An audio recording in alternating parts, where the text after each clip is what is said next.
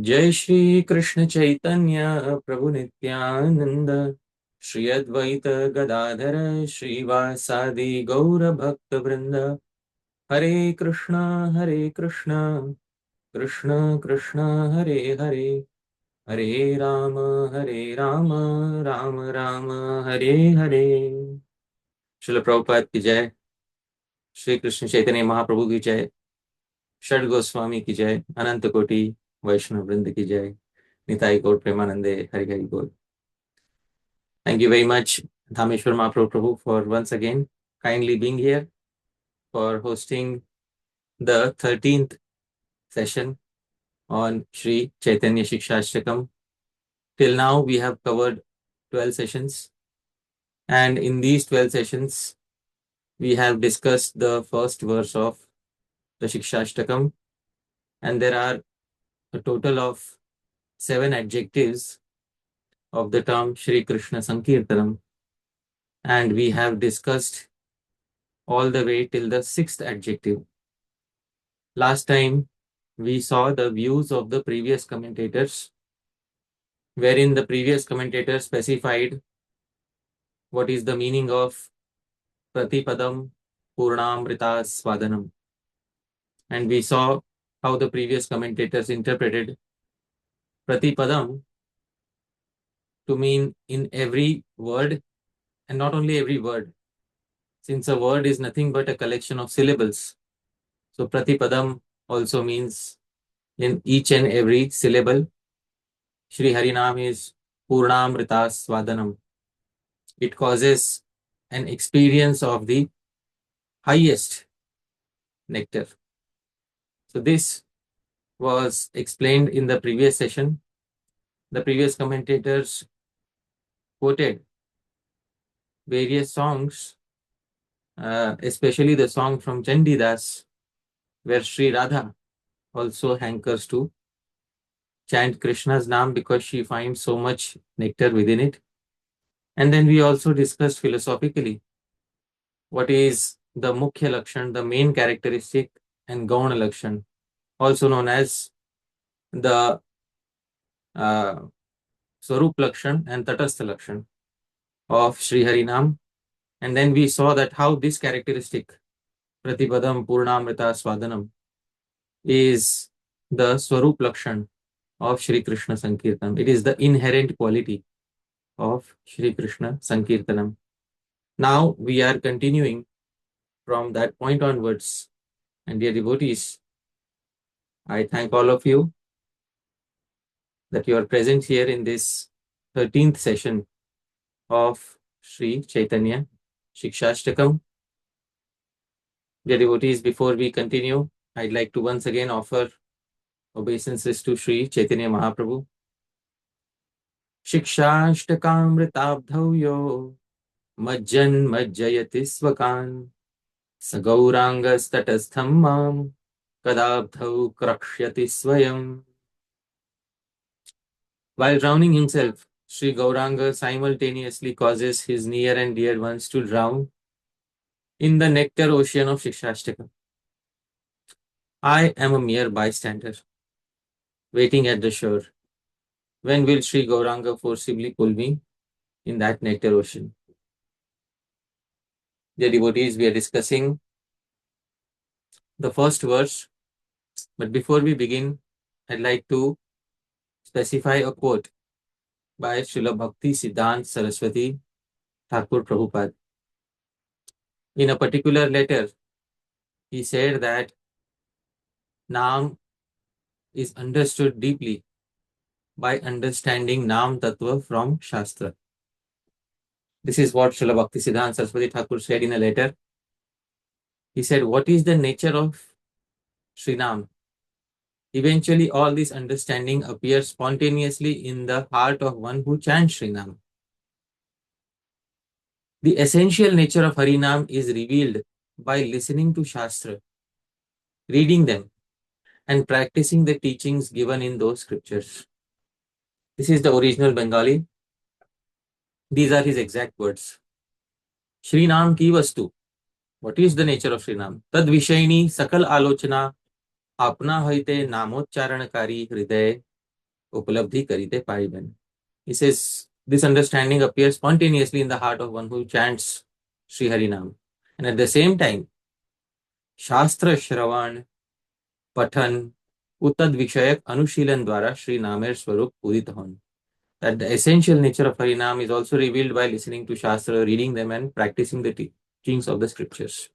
It's very important not only to practice the utterance of Sri Harinam, but to also know the tattva of Sri Nam from Shastra. Because Shastra contains all those details which we should know when we are chanting Sri Harinam, especially the list of aparadhas we get to know only through Shastra. So, dear devotees, it is very important to learn Nam Tattva by referring to Shastras. Even Sri Haridas Thakur, he was fully aware of Nam Tattva from Shastras. And therefore, dear devotees, all of us should also make ourselves aware of Sri Nam Tattva as it is specified in the Shastras. This is the first verse, and we have recited it many times. Cheto Darpana Marjanam. And dear devotees, we are currently discussing prati-padaṁ pūrṇāmṛtāsvādanam. Shri Krishna Sankirtanam causes an experience of complete nectarian bliss in each successive syllable as well as word.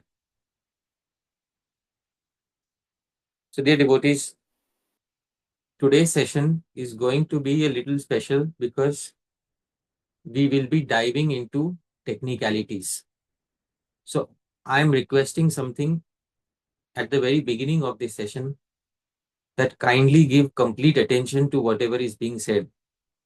If understood properly, this will open a completely new dimension to our understanding of Sri Harinam. But this is a technical subject matter.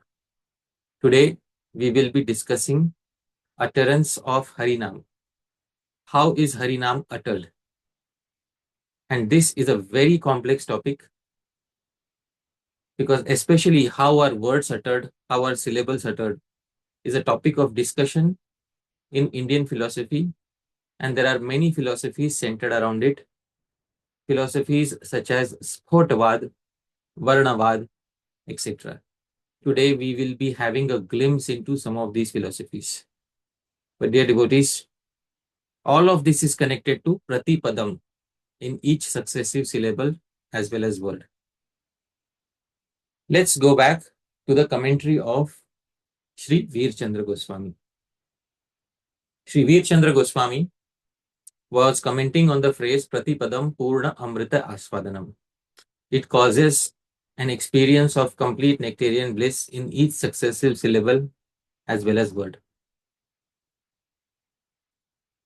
Shri Veer Chandra Goswami said that the meaning of padam is shabda. Shabda is collection of syllables.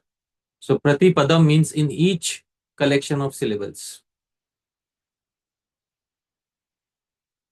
And dear devotees, in each collection of syllables, for example, if we take any name of Krishna, Dhāmeśvara Mahāprabhu, can you utter any specific name of Krishna that is dear to you?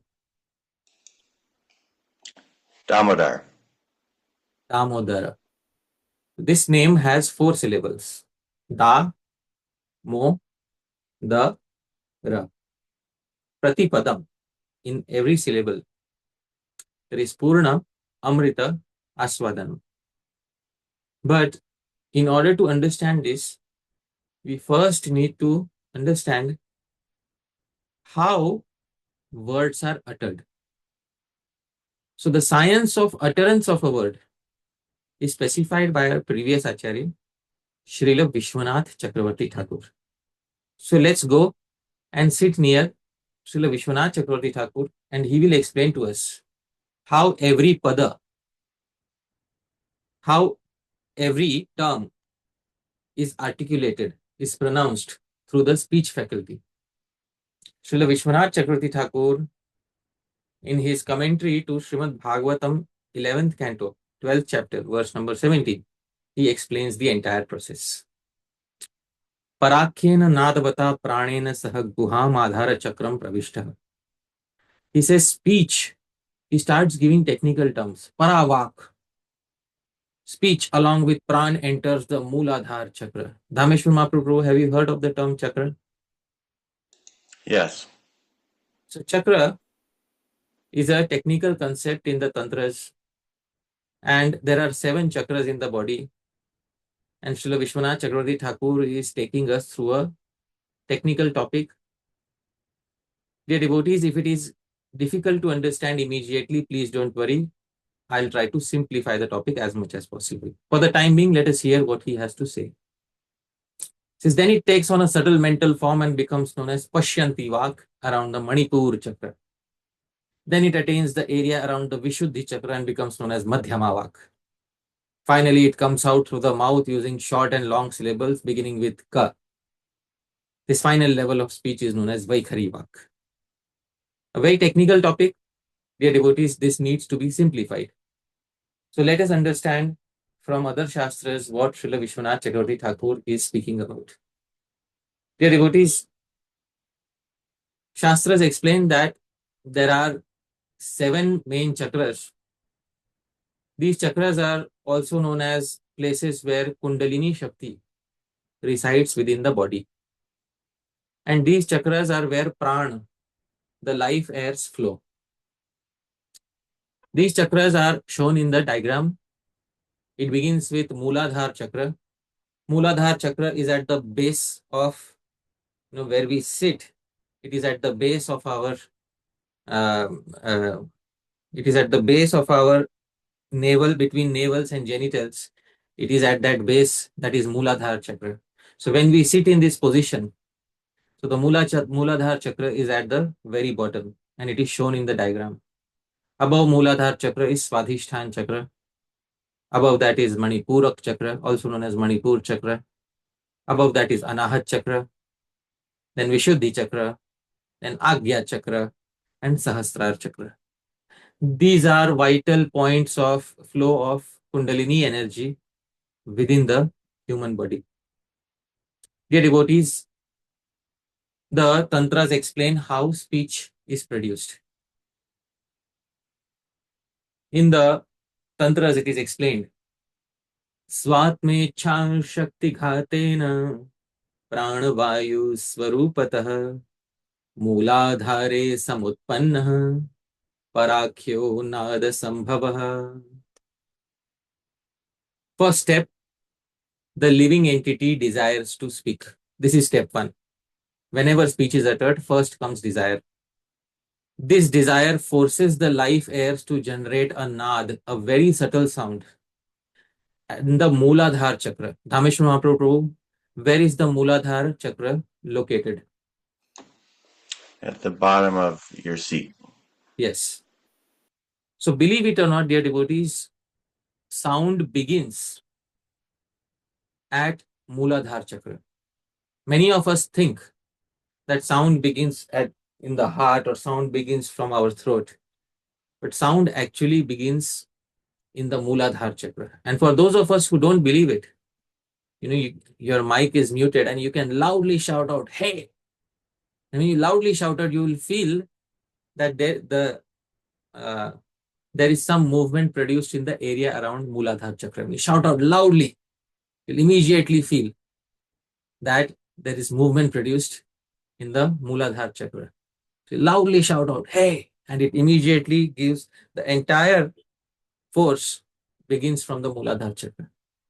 So actually speaking, speech begins at Mooladhara chakra, but this speech is not yet articulated. It is still subtle. Nobody else can hear it. And therefore, this is known as the first level of speech, known as para. This is where it begins. Right now, only the desire is there that I wish to speak. What do you wish to speak? That the living entity is yet to decide, but there is the desire to speak. This is known as parabhak, dear devotees, para level of speech. Then the Tantra says, Sa eva chordvatam nita swadhishthane vijrambita pashyantyakhyam avapnoti tathaivordhvam shanai shanai. The same nad, the same subtle sound is raised up, and then it reaches Swadhisthana chakra, the second chakra. This is when a mental image gradually starts forming. This is known as Pashyanti level of speech. What exactly you want to speak. This happens on the second level known as Pashyanti, and this happens when the Pranavayu, life airs, reach the Swadhisthana chakra. This is Pashyanti level of speak. Finally, Anahate Buddhi Tattva Sameto Madhyamabhidha. Then it comes to the heart, Anahat chakra, and it gets involved with Buddhi Tattva, intelligence, and becomes known as Madhyama level of speech. This is where the final meaning is decided, whatever we wish to speak. Now, in day-to-day speech, this happens at such a rapid pace, like we speak entire sentences, and the heart has that capacity to immediately ascribe meanings to words, and we can speak it out. All of this happens on the Madhyama level. So this is where meanings are attached to words in the heart. You can see here, Madhyama. This is the third level of speech. Finally, Tatha Tayurdvanunnasa Vishuddhau Kanthadeshatah Vaikharyakhyastataha Shirsha Kanthatalvoshthadantatah. Then speech rises up to the Vishuddhi chakra and comes out through the region of the throat. Now, even in the throat, it is not so simple, because unlike animals and birds who have very simple speaking capacities, human beings have very complicated speaking capacities. Some syllables come through the throat. Ka, kha, ga, gha, nga. Some syllables come by touching the lower palate. Cha, cha, ja, jha, nya. Some syllables come by touching the tongue to the upper palate. Ta, tha, da, dha, na. Some syllables come by touching the tongue to the teeth. Ta, tha, da, dha, na. Some syllables are uttered by closing the lips. Pa, pha, ba, bha, ma. There are various places of articulation within the mouth, and when speech finally comes out on this level, it is known as Vaikhari, audible speech. There are 4 levels of speech, dear devotees. The final level is when it comes out through the mouth, it is known as Vaikhari. So this is how the entire process of speaking works. And the same process has been explained by Srila Vishwanath Chakravarti Thakur in his commentary to the 11th canto of Srimad Bhagavatam. So speech has 3 subtle levels, Para, Pashyanti and Madhyama.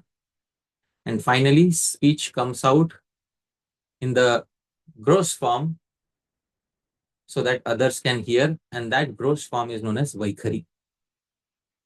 So these are the levels of speech. This is how speech is produced, how we pronounce it. Then how is speech received, dear devotees? When speech comes out on the Vaikhari level from the speaker, and then there is the listener who hears this Vaikhari speech. And then this speech reaches his heart, Anahat chakra, and in his Anahat chakra, the meaning is decoded. Hari means Krishna, and this is called as Artha Bodha, perception of meaning. So this is how speech is uttered. This is how speech is received. So in the receiver, it goes only up to the Anahat chakra, only up to the heart. But in the speaker, it has to begin from Mooladhara chakra, from the base, or from the tailbone. As the exact location is near the tailbone, the Mooladhara chakra. So near the tailbone, it begins. So this is the entire process of speaking and hearing, and not only hearing, understanding. Because a lot of speech enters through our ears, but we don't take it seriously. There are many people speaking around us, we may not decode the meaning of each and every one. So that is speech which enters the ear, but it does not reach Anahat chakra. It does not reach the heart. So this is the process of artha bodha, perception of meaning. Now, dear devotees, the grammarians, they specified great details about this because we are discussing prati-padaṁ. We are going to utter Harinam. How does every word, including Nam, give its meaning? And the view of the grammarians is as follows. They accept this entire process. That speech on the level of para exists in the Muladhara chakra, then it becomes Pashyanti, then it becomes Madhyama, and finally it comes out as Vaikhari. This is from the Param Lagu Manjusha of Sri Nageswar, who is one of the greatest authorities on Sanskrit grammar. He accepts this entire science of para, Pashyanti, Madhyama, and Vaikhari. But there is something very important which the grammarians say. Please hear, dear devotees. Vaikharya hi krito nada parashravana gochara madhyamaya krito nada spota vyanjaka uchyate. The grammarians introduce a term. Sound that comes out on the level of Vaikhari is audible to others. This we have seen. Whereas sound on the level of Madhyama, that which is in the heart, indicates spot. Now this is a term which is the basis for the grammarians' theory, which is known as Spotavad. And what is Spotavad? Spot literally means flash or explosion. The grammarians say that whenever a particular term is heard, and it is heard carefully, when it reaches the heart, the Anahat Chakra, there is a flash of meaning which occurs within the heart. And this flash of meaning or this explosion of meaning is called spot. So this theory of the grammarians holds a very important place. The grammarians say there are two types of shabdas. There are two types of terms. One is dhvani, the sound, the syllables. Somebody utters the name Govinda. Dhāmeśvara Mahāprabhu, Govinda has 3 syllables. Right? When Go is uttered, Vin and the are not yet uttered. Am I correct? Right. When Vin is, the middle syllable Vin is uttered, Go is not perceptible and the is yet to be uttered. And when the final syllable the is uttered, the previous 2 syllables are not to be heard. Go, Vin, the. Yet, after hearing the 3 syllables, the spot, the flash in the mind, the explosion in the mind is of Shri Krishna. This is called spot. The syllables go, win, the are the dhvani level, and the flash and explosion of meaning is the spot level of Shabda. There are 2 levels of Shabda. So Shabda on the level of dhvani, they say non-eternal and destructible. The grammarians say on this level, syllables are created and destroyed. For example, you utter the term America. How many syllables are there, Dhāmeśvara Mahāprabhu, in the term America? 4. 4. When a is uttered, the first syllable is uttered, the remaining 3 are yet to be uttered. When the second syllable me is uttered, the grammarians say the first syllable has been destroyed. When the third syllable is uttered, the first 2 are destroyed. And when the fourth is uttered, till that time, the first 3 syllables are destroyed. This is dhvani, where the syllables are destroyed. But on the level of spota, as soon as you utter the entire term, America, the final image that you get in your heart is that of the map of the United States. Now, this is non-destructible because Dhāmeśvara Mahāprabhu, can you produce an image of the map of America even without uttering the name America? Yes. Yes. So that spot is not dependent upon dhvani. It is not dependent upon utterance of the syllables. That spot can be produced at any time you desire. It is eternal, ever existing. Whereas the individual syllables are created and destroyed. So this, dear devotees, is the viewpoint of the grammarians. Now this is problematic for us. Why is it problematic? Because we are saying prati-padaṁ pūrṇāmṛtāsvādanam. Every syllable is complete and has nectar. But if we utter go, win, the, and if somebody tells us by the time you uttered the, go and win were destroyed, then how can we claim that every syllable of Shri Harinam is Purna, complete, and Amrita, is full of nectar? If syllable itself is destroyed, then how can it be full of immortality, Amrita? This point of view is problematic. So Dhvani, which is on the sound vibration on the Vaikhari level, produces phota, flash or explosion in the heart on the Madhyama level, and it gives Arthabodha, perception of the meaning. This is the viewpoint of the grammarians. Dear devotees,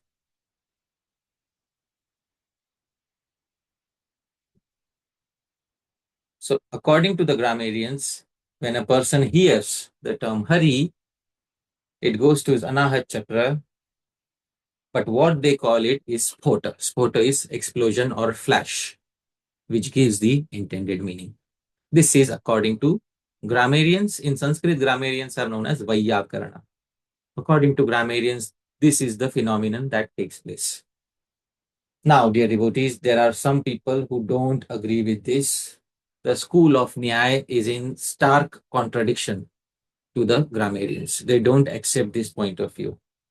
According to the school of Nyaya, sound is of two types. Shabdo, Dhvanischa, Varnascha. Dhvani and Varna. There is no such thing as phota. There is no flash. They say audible sound is of two types, Dhvani and Varna.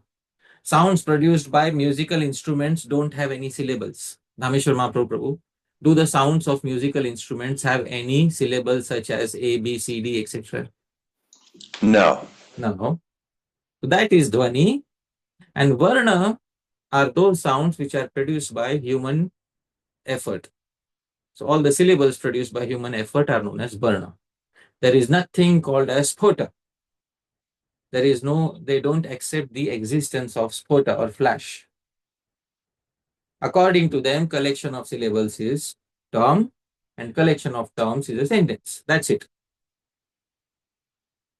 But if you ask them, are syllables eternal or destructible? They also will say that syllables are produced and destroyed. All right? If syllables are produced and destroyed, like we gave the example of America,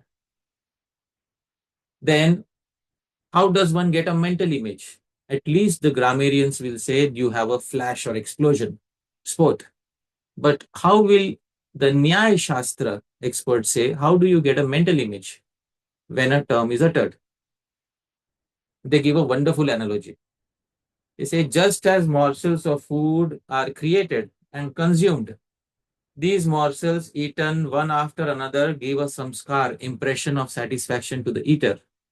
Similarly, when syllables are uttered in a particular sequence, every syllable gives a samskar, a mental impression of the meaning, even though the individual syllables get destroyed. So, according to them, every syllable leaves a small mental impression.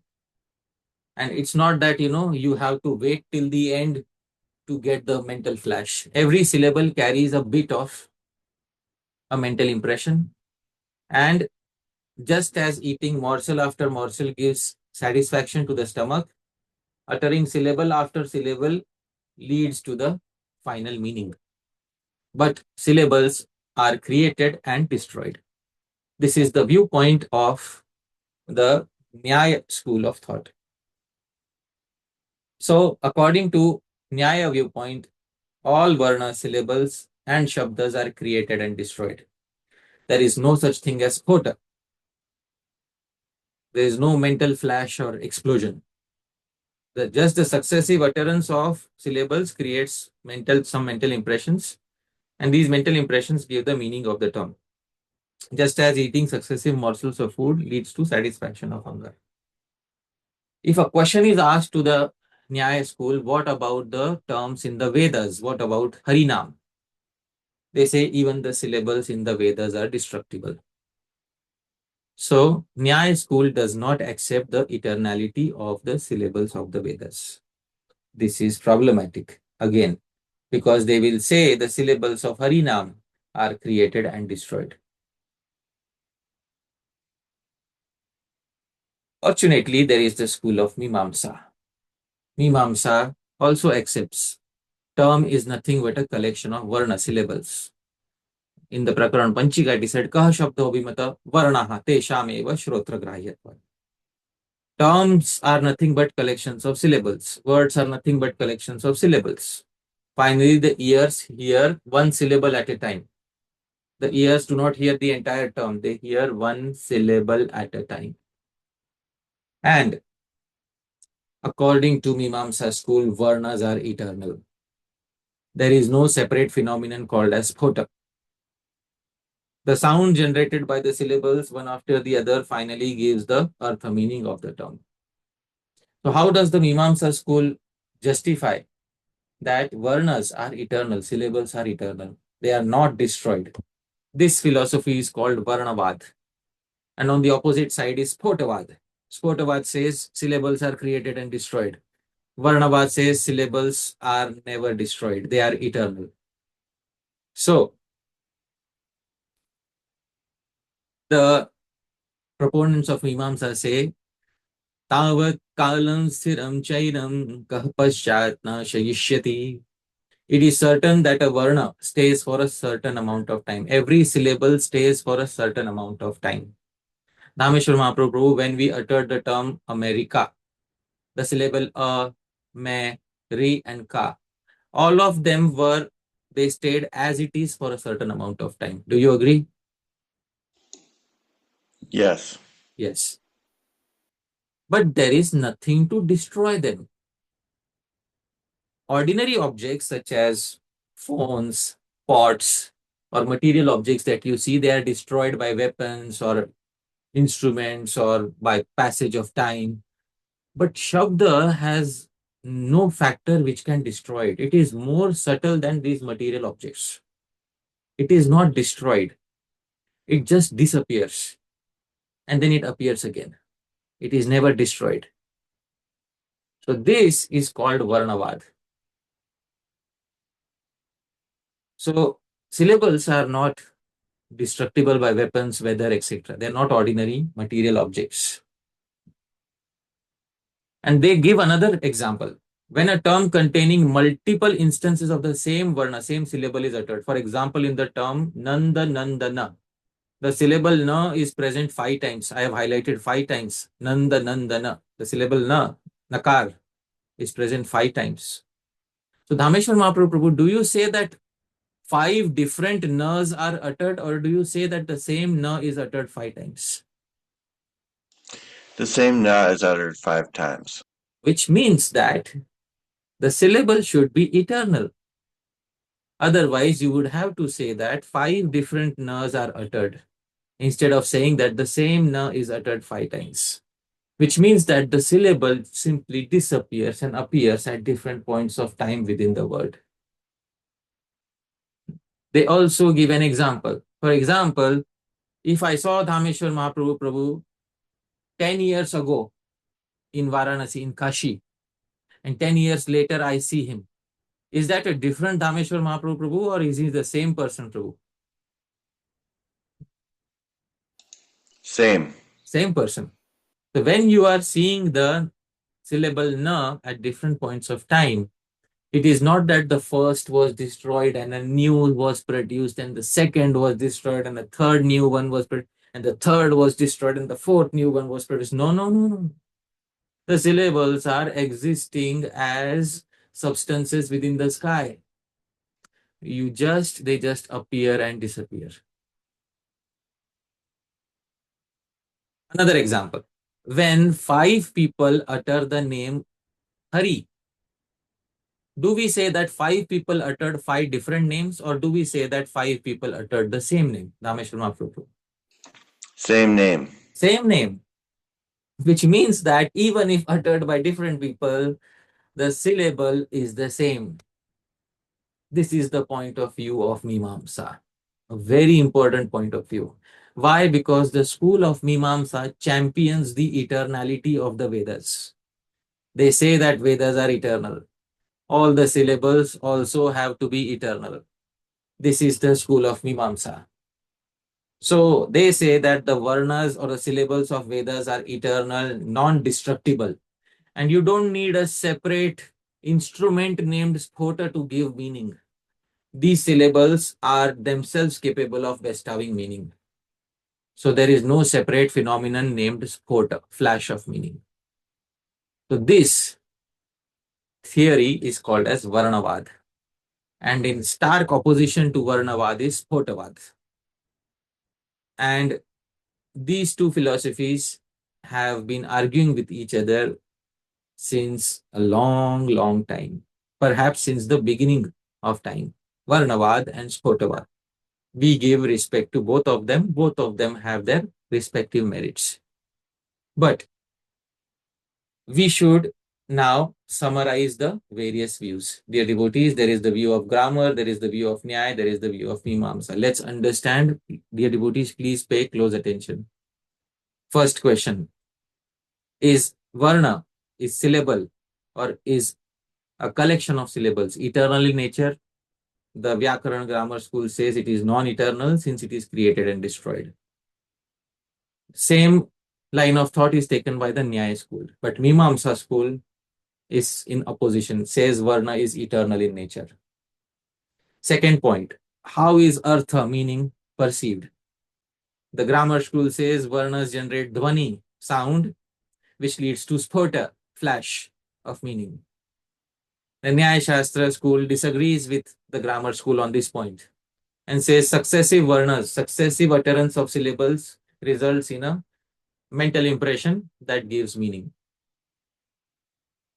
And the Mimamsa school says sequence of Varnas are themselves capable of generating the mental impression. They are not destroyed, they are eternal. And the final meaning is revealed when the final syllable is uttered. For example, according to the Mimamsa school, Dhāmeśvara Mahāprabhu, if I utter one syllable, cat, what meaning do you hear? What meaning do I hear? A cat. What is the meaning of the term cat? It's a type of animal. All right. If I utter another syllable, nap, does the meaning remain the same or does it change? Cat, nap. It changes. Changes. Another word, kid. What does kid mean? Child. And I add nap, kid, nap. Does the meaning remain the same or change? It changes. Yeah. So the Mimamsa school says the final meaning is revealed when the final varna is uttered. The actual meaning is revealed when the final varna is uttered. So this is the Mimamsa school of thought. Now, if the question is asked, do you support the concept of spota? The grammarians say, yes, it is our concept. So we obviously will support spota. Spota is on different levels. Spota of one term, flash of a single term, flash of the entire sentence, flash of a phrase. So they have many types of spota. Pada spota, vakya spota, etc. Nyaya Shastra says there is no separate phenomenon known as spota. It's just successive mental impressions. And Mimamsa school says there is no separate thing as spota. The syllables themselves give the meaning when the final syllable is uttered. Varnavad. This is Varnavad and Spotavad. In Spotavad, syllables are destroyed, but as they are getting destroyed, they give that flash. And in Nyaya Shastra, the syllables are destroyed, but they give a mental impression, samskar. But in the Mimamsa school, syllables are not destroyed. We are only waiting for the final syllable to be uttered to understand the full meaning. So this is a summary of these three schools. Now, dear devotees, Srila Jiva Goswami Prabhupada gives his take on the entire subject matter. Sri Jiva Goswami, he wrote Sarva Samvadini, a super commentary, an auto commentary on the 6 sandarbhas. So after writing the 6 sandarbhas, he was still not satisfied. So he wrote an auto commentary, his own commentary on the 6 sandarbhas. And in the Tattva Sandarbha, there is the section of the eternality of the Vedas. And there, Srila Jiva Goswami says, Vedantinastu varna evatu shabda iti bhagavan upavarsha. Ityetam nyayam anusritya dvigo shabdoyam uchcharitah na tu dvaugo shabdaviti. He says, Srila Jiva Goswami says, the followers of Vedanta, especially Sri Adi Shankaracharya, accept the conclusion of Bhagavan Upavarsha, of the conclusion of Mimamsa. Varna syllables themselves constitute a Shabda. Thus, they accept the eternality of Varnas. And when somebody utters the term Gauhu, cow, twice, they say that the same set of eternal syllables has been uttered twice. They do not say that two different sets of identical syllables has been uttered. So, I have explained this. When we utter Nanda, Nanda, Na, it's not that 5 different Nas have been uttered. The same Na has been uttered 5 times. Similarly, when Jiva Goswami is giving the example of Gauhu, cow, somebody says Gauhu, Gauhu, twice he utters. So the same syllables have been uttered twice. It is not that the previous syllables were destroyed and a new set of syllables were created. Srila Jiva Goswami is favoring one school. Dhāmeśvara Mahāprabhu, can you tell me which school he is supporting, Mimamsa, Nyaya or Grammar? Mimamsa. Mimamsa school is being supported here. Now, Srila Jiva Goswami says, Shabdanam nityatvam angikritya. Now, having accepted the eternality of Varnas, we should know that these Varnas act like a series of ants. Now, Dhāmeśvara Mahāprabhu, you might have seen a series of ants. Ants are very intelligent beings. If they want to carry some food product from one place to another, they will organize themselves in a series in order to deliver the food product from one place to another place. And this is how ants behave as a community. Srila Jiva Goswami gives a wonderful analogy. Varnas, words have their own consciousness. They arrange themselves in a certain pattern and they have capability to give a specific meaning. Just as groups of ants have their own collective consciousness, they arrange themselves in a series in order to deliver food from one place to another place. So this is how Varnas, syllables, are comparable to a series of ants. And after all the syllables are uttered, these syllables illuminate the correct meanings in an intelligence which is capable of understanding all those syllables. This is Varnavad. And Sri Jiva Goswami says, Ato, in the end he says, Ato Varnavadinam laghiyasi kalpana syat. Thus, there is less mental exertion in this concept of Varnavad. You don't have to do a lot of mental jugglery to understand this concept. There is less mental exertion required to, this is very natural and easy to understand conception.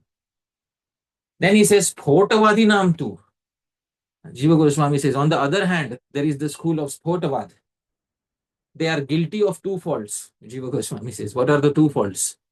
Drishta Hani, rejecting what is directly perceived. What is directly perceived? The syllables enter the ears and one by one, the meaning is understood. So they reject the obvious. And Adrishta Kalpana, instead they imagine a very new level of concept called as Phota. So that these 2 are faults that they are guilty of, rejecting what is directly perceived and imagining what is not perceived. Thus, their imagination is that non-eternal Varnas in a sequence lead to sport, a flash, explosion, and this spota expresses meaning. Sri Jiva Goswami says, Gariyasi kalpana syat. This philosophy of Spotavad requires greater speculation and mental exertion in comparison to Varnavad of Mimamsa. The first speculation is how syllables are destroyed. Second speculation is even though they are destroyed, they lead to a flash. And that flash is what is understood. So this is more mental gymnastics as compared to Varnavad. Sri Jiva Goswami gives his understanding of the subject matter. Then he says, Tadevam Varna Rupanam Eva Veda Shabdanam Nityatvam Artha Pratyayakatvam Changikritam. Thus, we followers of Achintya Veda Ved, we do not accept Spotavad. Instead, we accept eternality of Varna syllables of the Vedas. And we know that Vedic syllables especially, not ordinary syllables, when the syllables come from the Vedas, they are self-illuminatory in nature. This is his Sarva Sambhadini on Tattva Sandarbha. This entire section, he has agreed with Sri Adi Shankaracharya. So Sri Adi Shankaracharya, whatever he has said in his Vedanta Sutra 1.3.28, Srila Jiva Goswami has quoted almost verbatim Sri Adi Shankaracharya. And because Sri Adi Shankaracharya also believes in the eternality of the Vedas, Sri Jiva Goswami also believes in the eternality of the Vedas. Therefore, Sri Jiva Goswami on this particular point is in line with Sri Adi Shankaracharya, dear devotees. So, on other points, there may be stark differences. In fact, the Chaitanya Charitamrita says, Mayavadi Bhashya Shunile Hai Sarvana. If you hear the Vedanta Sutra commentary of Advaitavad, your understanding of Vaishnavism may be ruined. But on certain points which are not about Advaita, which are not about impersonalism, but about the eternality of the Vedas, we can find common ground with Sri Adi Shankaracharya. So this is where common ground has been found. Now, dear devotees, Sri Jiva Goswami's conclusion is, we will not accept Spotavad. We respect it. But he says it requires a lot of mental gymnastics to arrive at Spotavad. And there is a lot of added speculation to it. Instead, we accept eternality of syllables. And I gave so many examples from Mimamsa school that when 5 people utter the same word, we don't say that the same word is uttered 5 times. We don't say that 5 different words are uttered. We say that the same word is uttered 5 times. And we also accept that words have eternal independent power to convey their artha, to convey their meanings. Thus, all syllables and terms in the Vedas are eternal, non-destructible, and fully capable of effecting their own meanings. Dear devotees, when Bhagwan Shri Krishna gave the knowledge of the Vedas to Shri Brahma at the beginning of creation, did he explain each and every word of the Vedas to Shri Brahma, or did the words explain themselves? Dhāmeśvara Mahaprabhu, what happened in the beginning of creation? There was Om, and it had a self-evident meaning. Yeah. And in the first verse of the Bhagavatam, it says, Tene Brahma Hridaya Adi Kavaye. So did Sri Krishna sit with Brahma and explain all the meanings word by word to Sri Brahma, or were the Vedas automatically revealed within the heart of Sri Brahma? Automatically revealed. They were automatically revealed. Wonderful. So Vedas do have the capacity of self-illumination. They are not produced out of temporary destructible syllables. And therefore, this philosophy of Varnavad is preferable to the philosophy of Spotavad, because Spotavad will make us think that the syllables of the Vedas are destructible and not eternal. Whereas Varnavad will tell us that even the syllables are eternal and they have a capacity to effect their own meaning. Now, this is very important, dear devotees. Please hear this last point. Names of Bhagavan are found in the Vedic literature. So all the names of Bhagavan are coming from Vedic literature. Vedas, Puranas, Itihasas, etc. So each syllable of these names, prati-padaṁ, thus becomes purna, complete, amrita, non-destructible, and is capable of giving asvadanam, relishable meaning of themselves. This is only possible when we accept Varna Vad and not Spotavad, dear devotees. Sri Caitanya Mahaprabhu himself formerly belonged to the Nyaya school, which accepts that syllables are destroyed. But Sri Caitanya Mahaprabhu then gave up that point of view and then accepted this particular point of view also, although he is Bhagavan, but for the purpose of Leela, he formerly had the Nyaya school point of view. And then when he composed prati-padaṁ pūrṇāmṛtāsvādanam, this point of view is also important to understand, that each and every term in Bhagavan's Naam is eternal, and it is complete, and it is capable of effecting its own meaning and giving realizations. Dear devotees, in context of Naam Japa, when the speech begins from Mooladhara Chakra, somebody chanting Bhagavan's Naam, speech begins from Mooladhara Chakra, comes to Swadhisthana, Manipurak, Anahat. In Anahat Chakra, the devotee who is chanting with concentration knows that I am chanting Bhagavan's Naam. Then finally it comes out on the Vaikhari level as Hare.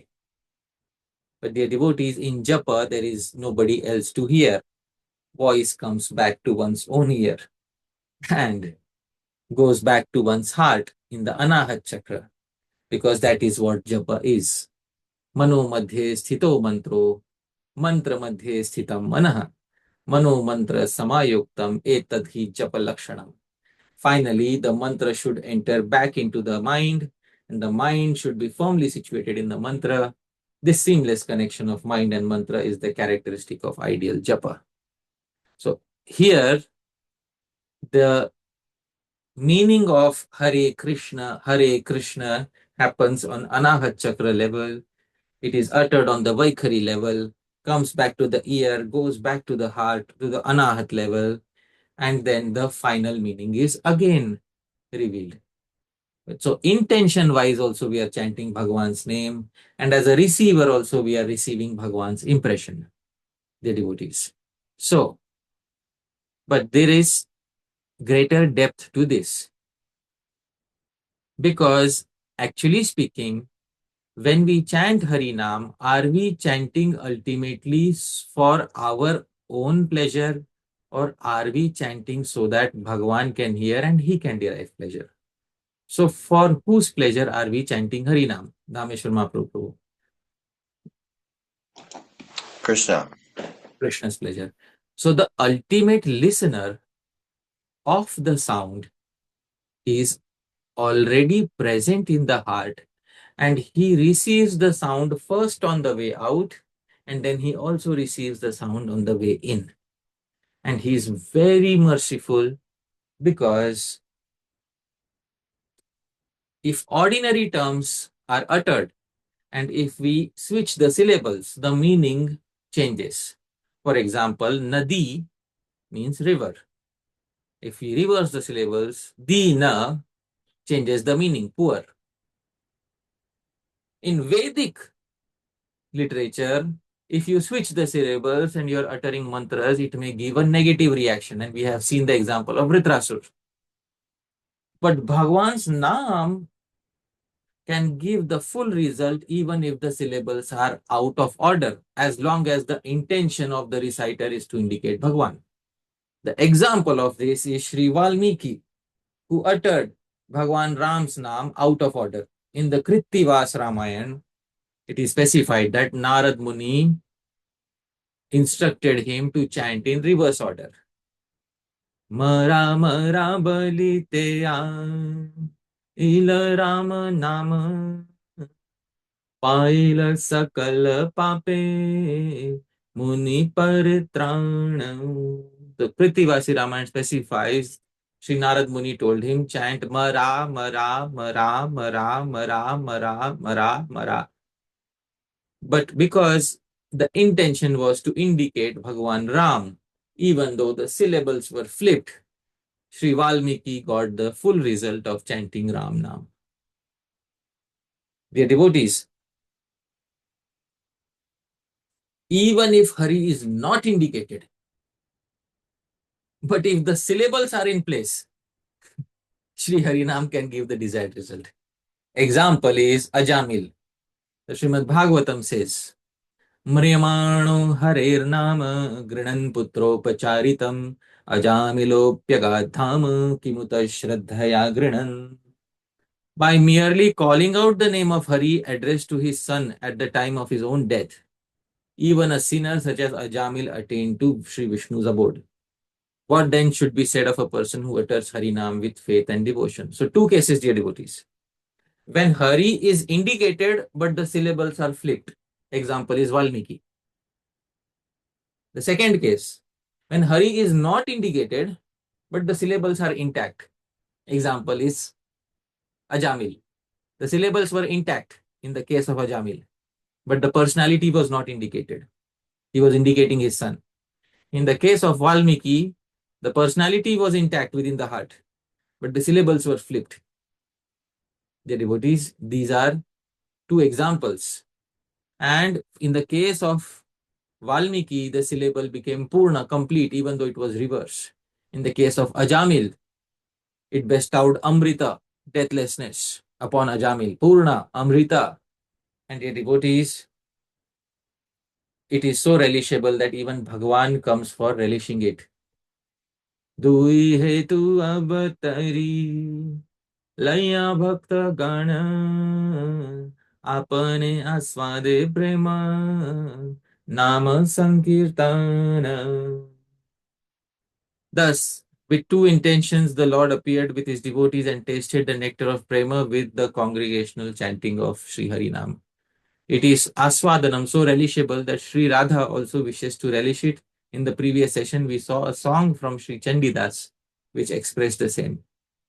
So in this way, dear devotees, our Bhagwan's Naam, prati-padaṁ, in each and every term, nana, in each and every syllable, it is purna. It is non-destructible. It comes directly from the Vedas. It is amrita. Even if chanted sometimes in reverse order, or even if chanted without indicating Bhagwan, it can give amrita, deathlessness, fearlessness. And aswadanam, if chanted properly without aprad, it will give prema. Dear devotees, this is the nature of Shri Krishna Sankirtanam. I'll pause my speech, dear devotees, here. Yadatra skhalitam kinchit vidvam saha purayantu tat.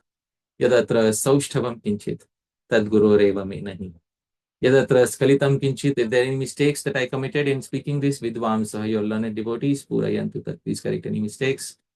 But yadatra saushthavam kinchit. If there's anything nice, please remember, dear devotees, tad guroreva. It belongs to my gurujanas. Me nahi. It doesn't belong to me. Thank you very much, dear devotees. Jagat Guru Srila Prabhupada ki jai. Shad Goswami Gan ki jai. Shri Krishna Chaitanya Mahaprabhu ki jai. Anant Koti Vaishnava Vrinda ki jai. Hare Krishna. Hare Krishna. Thank you so much, dear Hari Parsha Prabhu.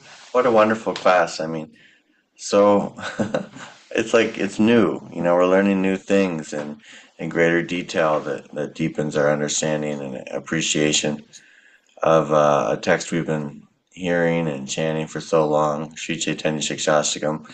Every devotee chants it practically every morning. But how often do we learn something new about it? This is very special, so thank you very much. We're going to go now to questions and answers. We'll just request that you keep your questions about today's class and not about other topics that might be on your mind. We want to avoid loaded questions, which are really about particular people or institutions, especially questions that indicate blame. Please keep your questions short. Ask just one question, maybe a short follow-up, but not several questions, because we want to give everyone a chance to ask. And if you do have more than one question, just ask your first one, then get back in line, and we'll come back to you. And very precise questions we like to keep for the WhatsApp group, questions that require some research. And lastly, this is a informal class, not formally connected with any institution, and so we'll just keep our questions informal. Anything you want to add, Hari Parshad Prabhu? Yeah, if somebody wants to join the group, they can send an email to the email address. I'll put it on the screen now. Yeah. So if you would like to join the live calls, you can just send an email to this email address shown on the screen. And please include your WhatsApp number and your country code so that we're able to add you. Yeah. And our first question is from Ajay Prabhu.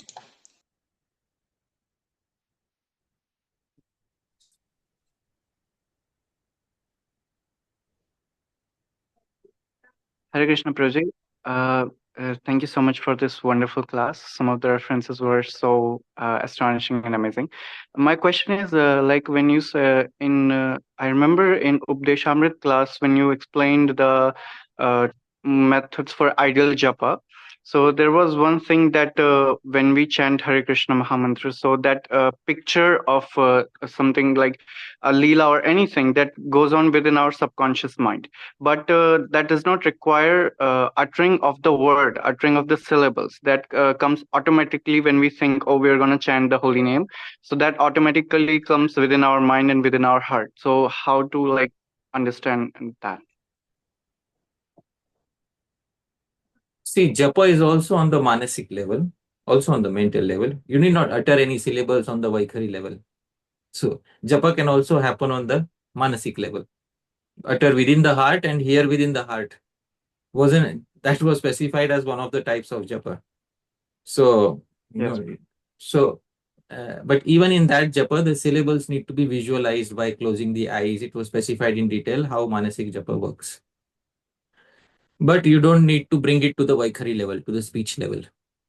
So, syllables, actually the syllables are decided on the level of Pashyanti, Madhyama, and the articulation happens on the level of Vaikhari. But even if you don't articulate it, can you not recite the syllables within the mind itself? Of course, you can recite it. So, if you want to hear Madhyama level of speech, the ancient acharyas have told how you can hear Madhyama level of speech. They say that you take both your hands and put around your ears, cup your ears. And the nad, that the sound vibration that you hear belongs to the Madhyama level. So this, when you cup your ears, you can hear atmosphere, what they call atmospheric sound is actually the sound vibration on the Madhyama level within the heart. So this, you can utter Mahamantra on the Madhyama level and receive it on the Madhyama level. No need to audibly utter it. So that is where the syllables are decided. Vaikhari is optional if you want to do Upamshu Japa or Vachik Japa. That is the answer to the query. Right. Thank you.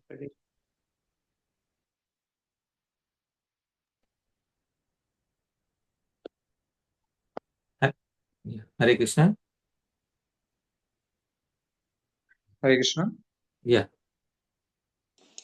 Next, we have Omkar Prabhu. Yeah. Yes, sure. Pranam. Prabhuji, I had the question about this point where you said that the Shabdas in the Veda are Nitya, eternal. So we say that while chanting Harinam, basically the Swarup Shakti also appears on the senses and by which we can chant. The Vedas are also actually the form of Lord Hari. So is it that maybe not to that equal degree, but some kind of Swarup Shakti should appear because it's seen that the results of the Vedas are only received by the qualified people. So Vedas should also have that desire that I want to manifest in front of this person, the word. Yeah. So there is do Vedas have their own desires?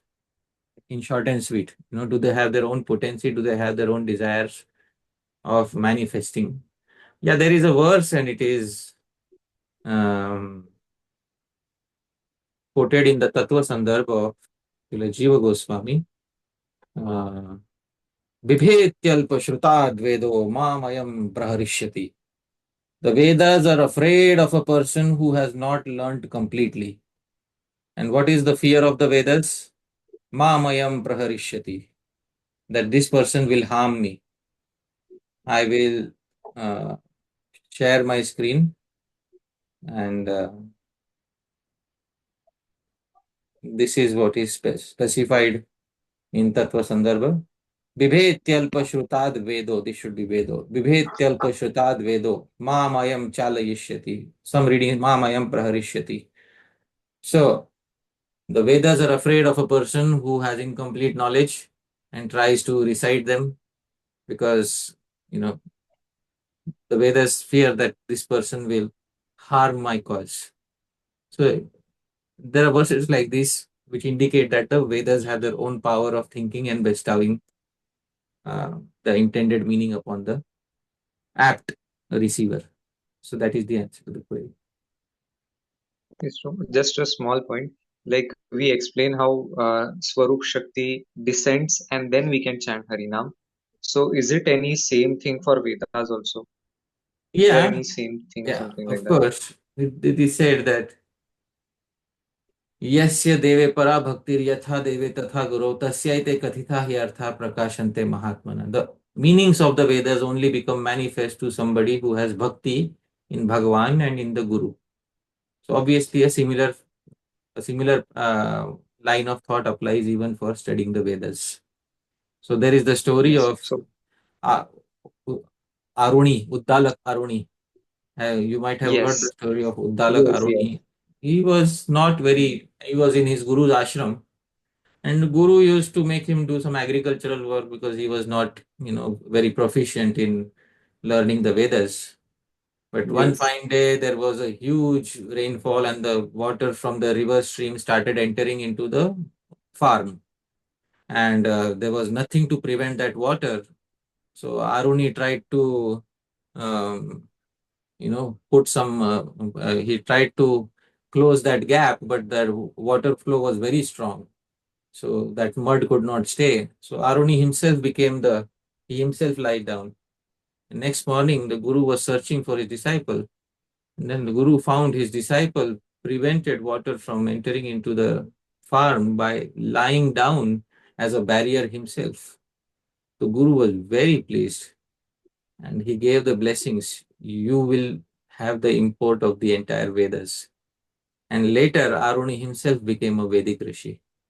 So there are hymns in the Vedas ascribed to Aruni. So that is what it is. All right. yes, sure. Yes, sure. Thank you. Leonard. Next we have Dhananjay Tiwari Prabhu.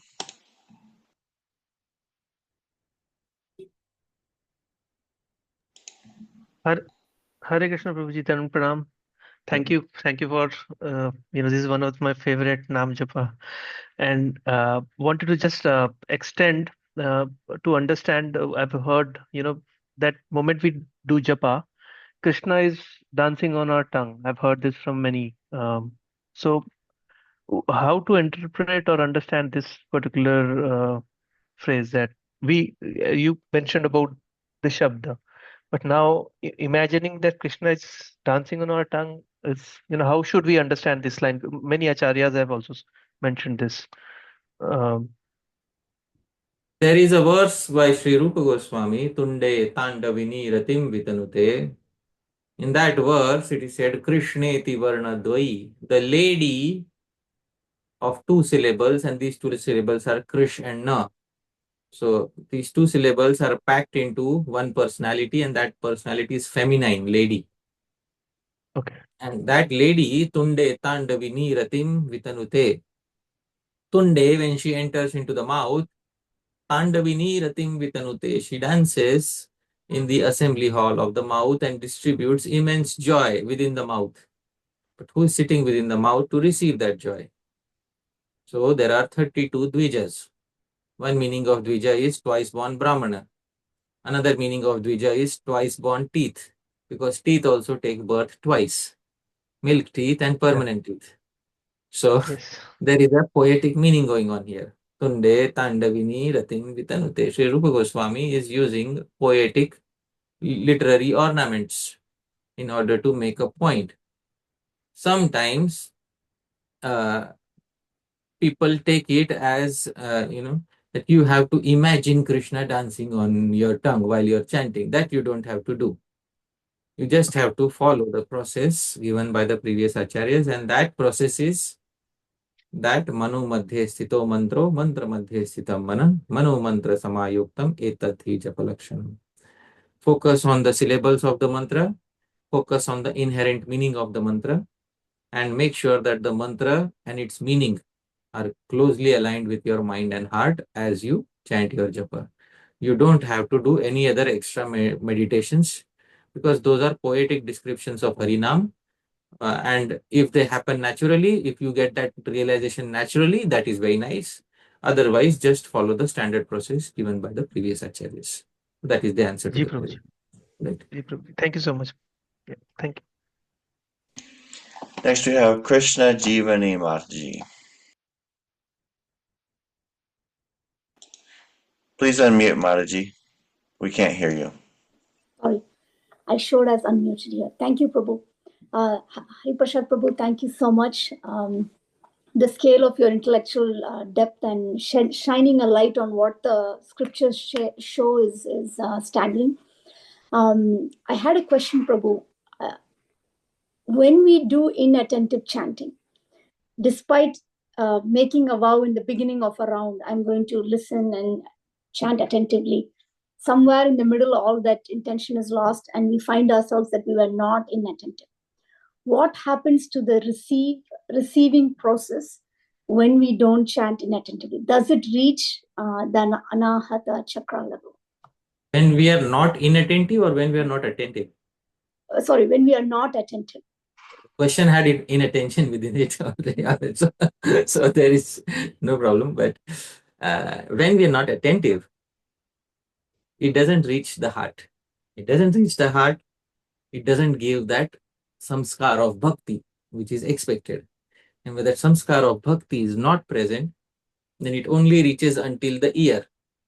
And it only reaches until the ear, that sound vibration remains on the Vaikhari level. Because mouth and ear are both operating on the Vaikhari level.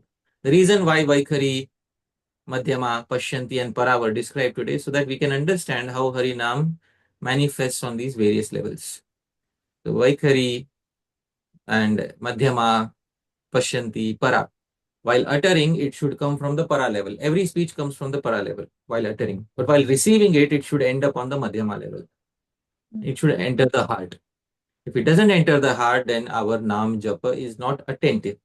If Nam Japa is not attentive, and if this inattention becomes a habit, then it can lead to one of the aparadhs. And if it becomes one of the aparadhs, the reason for this aparadh is we want to just complete a certain target without understanding the purpose for which we were given Harinam. What was the intention of the Acharyas when they bestowed Harinam on us?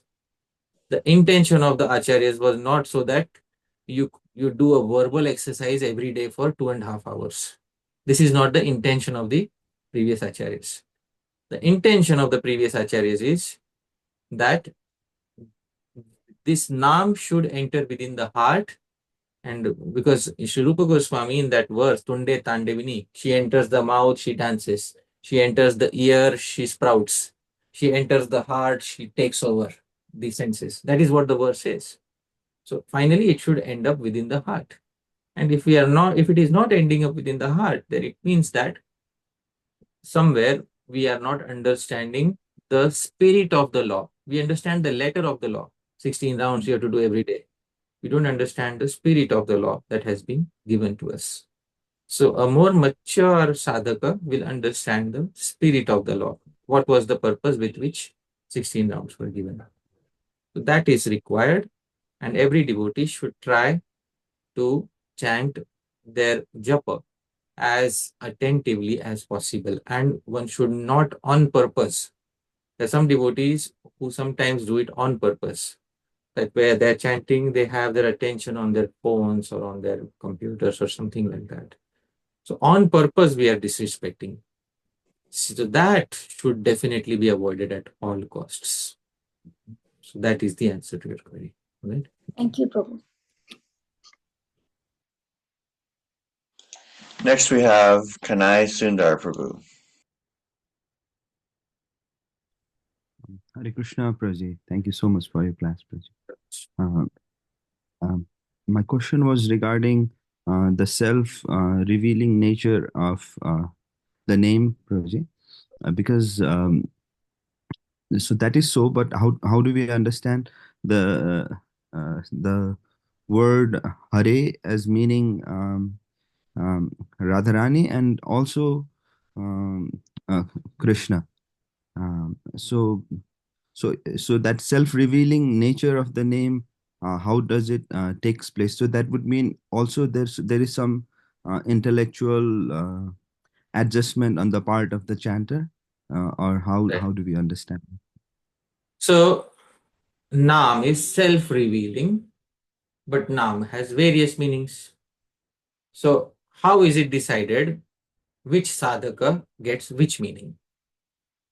So that it is important to understand. Every sadhaka comes from a certain background. In previous lives, they have associated with certain sadhus. They have a certain devotional inclination. So in the Brahma Samhita, it is explained, Yadrishi Yadrishi Shraddha Siddhir Bhavati Tadrishi.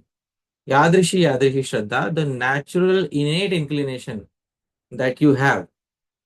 So your Siddhi, your realization will correspond to that.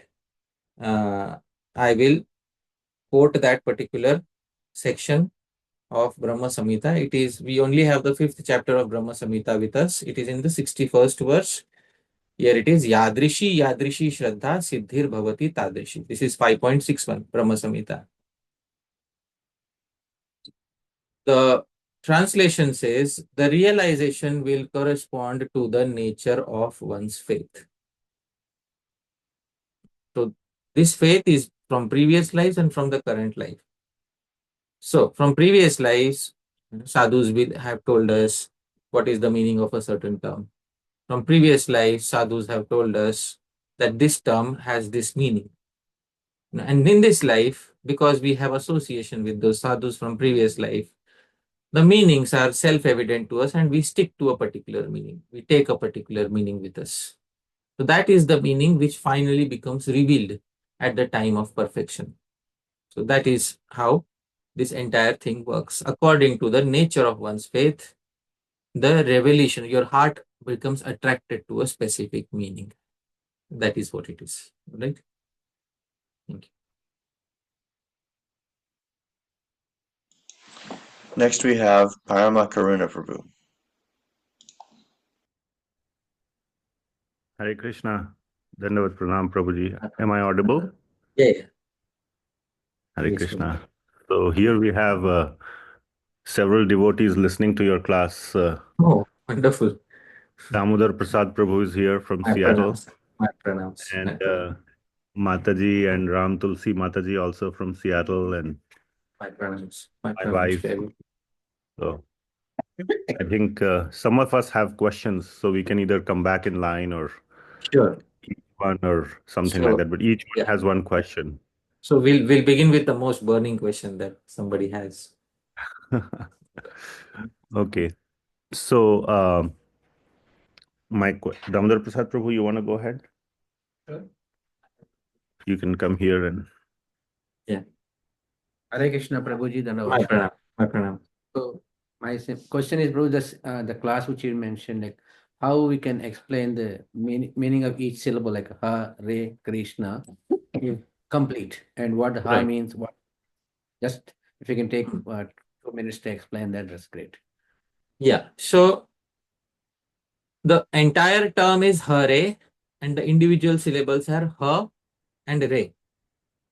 But every syllable is complete because the entire feeling of the term Hare can also come by uttering the first syllable. When we love somebody, we don't need to always utter their entire name. The utterance of the first syllable is what produces the effect of utterance of the entire name. This is what love brings about. For example, if there is a man who loves a lady and the name of the lady, let's say, is Sushama. Now, Sushama, the first syllable is Su. So simply by utterance of the first syllable, he will have a complete understanding, or the complete realization of the entire personality will dawn within his heart. Shri Caitanya Mahaprabhu's example was given by Sri Radha Govindanath. In the previous talk, I had quoted him.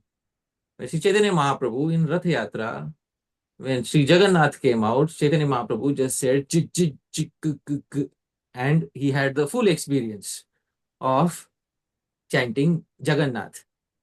So prati-padaṁ in every syllable is purna, because a single syllable of a name can give the entire image within the heart, because actually speaking, before the syllables come out, the madhyama level, the meaning is already decided. So in the madhyama level, while the syllables are not yet articulated, the meaning has already come about. Sometimes you don't even need to utter a syllable. There was this physician in Chaitanya Charitamrita, Murari Gupta, Sri Murari Gupta. He just saw a peacock feather fan. Simply by seeing peacock feather fan, he fell unconscious on the ground. And the king asked him what happened. He said, I have epilepsy. So he is giving an excuse. I have epilepsy attack.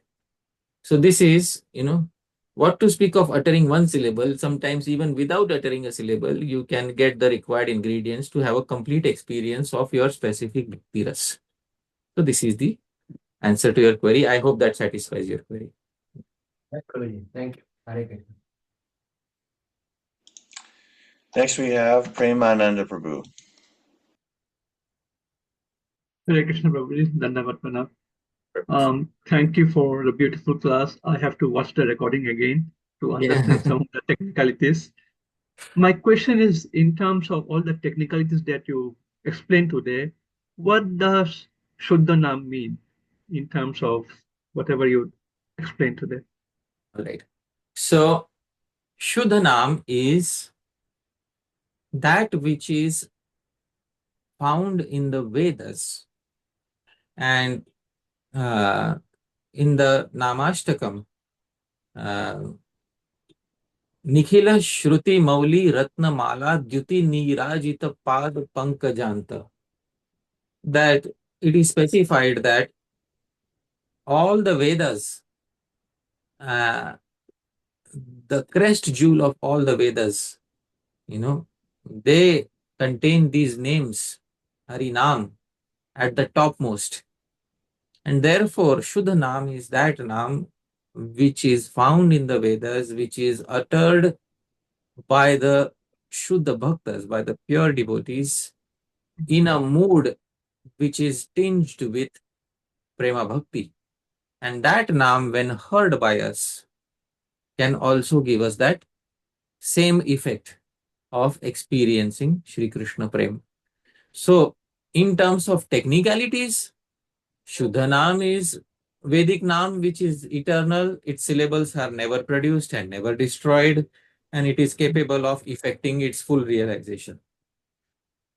But the degree of realization that Shuddha Nam can bestow is dependent upon the particular ras that an individual is experiencing.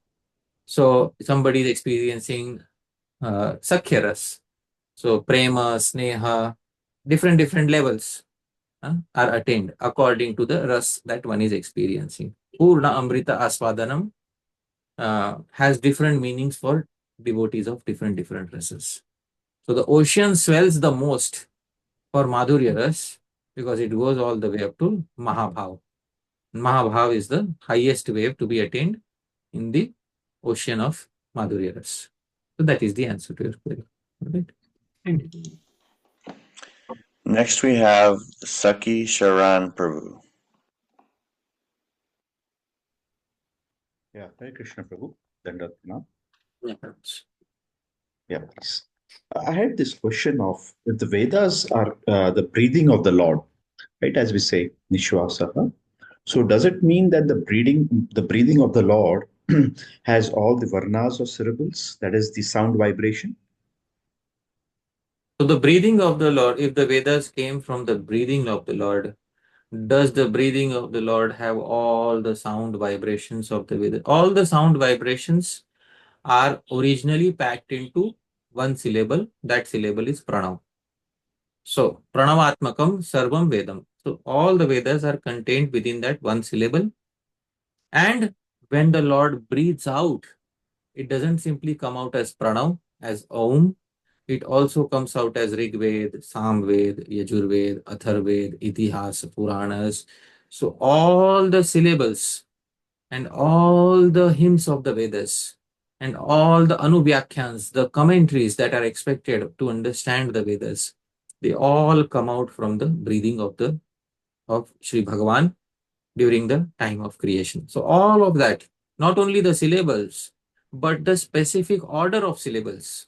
Not only the specific order of syllables, but also the pitch, udat, anudat, swarit of the syllables are also included in this entire breathing process of Bhagavan. That is the answer to your query.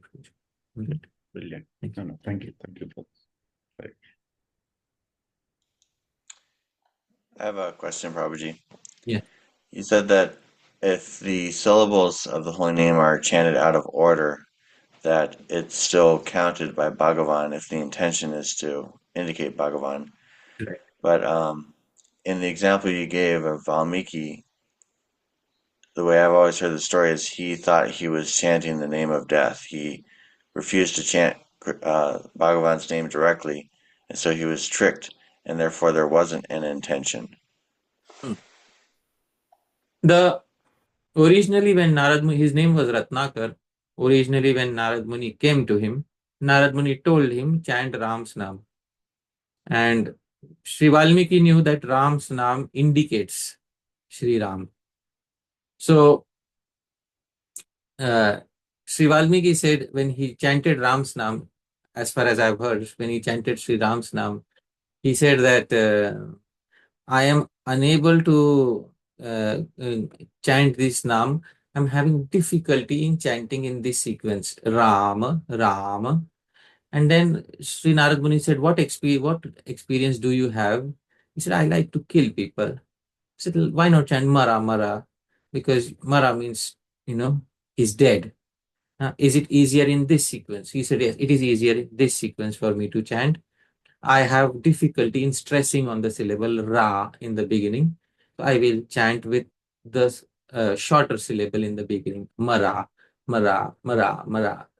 And then this way he received the mantra in the reverse order from Sri Narad Muni. Another example of this is also found in the Bhagavatam, where it is called Utpatti Nyas and Samhar Nyas during Narayan Kavach. In Narayan Kavach, Utpatti Nyas and Samhar Nyas, I will show you the translation, Prabhu. You can read it by yourself.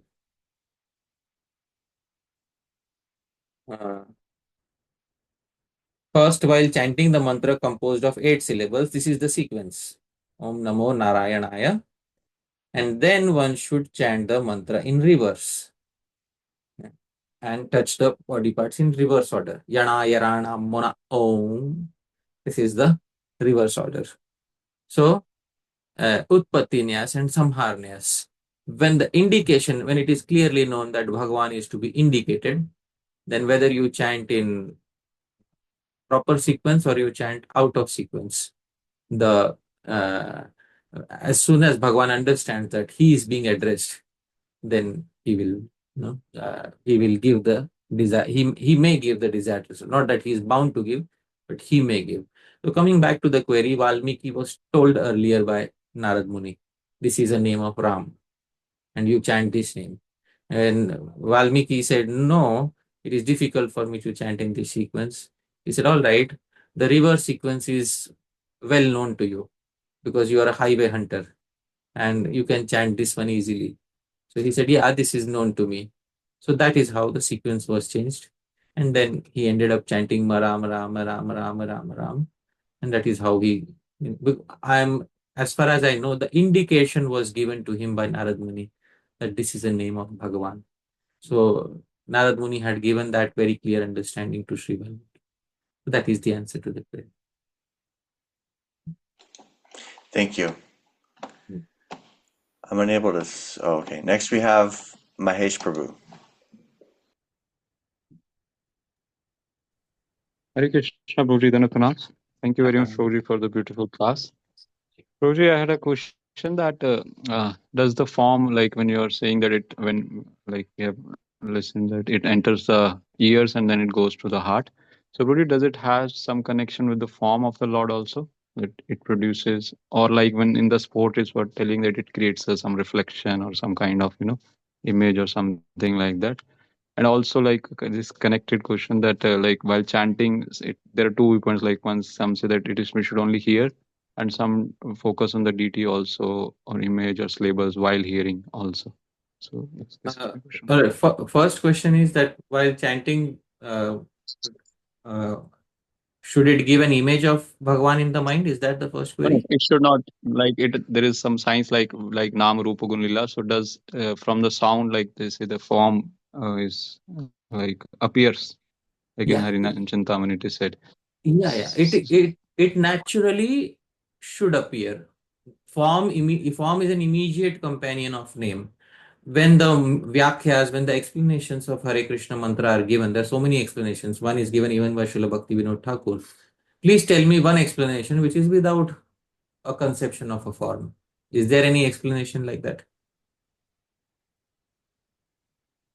No, like generally here we should not, like some devotees say that we should not remember the form, like, or focus on the form. Like we should only hear. That means you are keeping The it on the name attentive. You are only keeping it on the Vaikhari level. It is not entering into your heart. Should we hear or should we hear attentively? What is the correct statement? Attentively. Attentively. So when you add the adverb attentively, which sense organ gets involved? Yes. Mind. Mind. And the mind gets involved. The function of mind is smaran. And nam smaran means to bring about that particular mental impression of Bhagavan while you are uttering his name. So the meanings of the Maha Mantra are for facilitating those mental impressions, nothing else. Okay, Prabhu. So, Prabhu, like, should we, like, is it better? Does it help? Like, should we focus on the like DT form of the Lord or the syllables of the names? Like, is it fine? We should focus on the meaning of the mantra. Okay. We should focus on the meaning of the mantra. DT form of the Lord, you can do separate focus. When you're visiting the DT, there is a sequence. You start from the feet, go all the way up. That focus is different when you are having darshan of Bhagwan. But here you are supposed to meditate the meaning of the mantra. Mantra artha chintanam. And then therefore there is this upasana is called mantra mayi upasana. Worshipping the Lord with keeping the mantra in the center.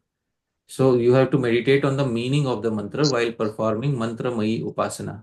So I'll also discuss mantra mayi upasana in detail as we progress ahead in Śrī-Caitanya-Śikṣāṣṭakam, because there are two types of upasana specified by the Gaudiya Vaishnavacharyas, mantra mayi and swarasiki. So we'll take note of both these upasanas. Mantra mayi is centered around the meaning of the mantra. So while chanting a mantra, the meaning of the mantra should take precedence. Not that the form takes precedence and the mantra is wrapped around the form. No. The meaning of the mantra takes precedence and all images in the mind are according to the meaning of the mantra. That is what is the answer to So your query. the basic meaning is like we pray to Radharani to engage us in the service of the Lord, O Hare. Like that basic meaning which is given on Prabhupada, or there are like many different meanings of this Hare, the mantra? There are many meanings of Hare Krishna. Nam akari bahudha nija sarva shaktis. There are many meanings of any particular mantra, but I cannot give a spoon-fed answer to this query. That is your personal mood in relationship to Bhagwan. So you have to nurture a particular specific mood in relationship to Bhagwan. If I tell you, do this, and for your entire life you do that, then where is your volition in this entire practice? So it should come from within your heart and it should be approved by Shri Guru. That is the best thing. Instead of giving a general instruction in this regard, I would request that you have your own specific desire clarified through the blessings and via medium of Shri Guru. That would be wonderful. Okay. Okay. Thank you. Hare Krishna. Next we have Sachinandana Prabhu. Hare Krishna, Prabhuji, Dandavat Pranam. Thank you so much for your beautiful class. And very nice to see you. Happy belated birthday also. So thank you very much for taking the time out to discuss this beautiful term. Prabhuji, I had one question actually for some time, is that obviously you are a very expert, you have expert pronunciation of the mantras and also, of course, of the Hare Krishna Maha Mantra. And particularly, at least personally, I have noticed that your pronunciation of Krishna is quite unique, I should say. And now, I believe I have the answer, but I would like some clarity on this point, if you don't mind. Sure. The pronunciation of the mantra, how important is it? Because obviously it must be having some importance. Yeah. And also we have heard that if one, like in the case of Valmiki or Ratnakar, as you mentioned, or in the Narayan Kavach, then somehow it seems like some importance is minimized by this. So if you would Yeah. kindly comment. Yes. So, thank you, Prabhu. I'm very happy to see you, and I was so happy to meet you in person. But I hope to see you soon again in person. So, the term is Krishna, and this is a term which is how to pronounce the first syllable, Kr. So, many individuals pronounce it as Kri, and they write it as Kri. Now, in every language, vowels are independent and consonants are dependent on the vowels. So you can't pronounce a consonant unless you have support from a vowel. So K, and this K is a vowel. So this K is a consonant, this R is a vowel. Vowels should be pronounced so that you can extend them unlimitedly. For example, the vowel A, you can extend it unlimitedly. The vowel A, the vowel E. If this is a vowel in this, and how do we pronounce this? So we should be able to extend it unlimitedly.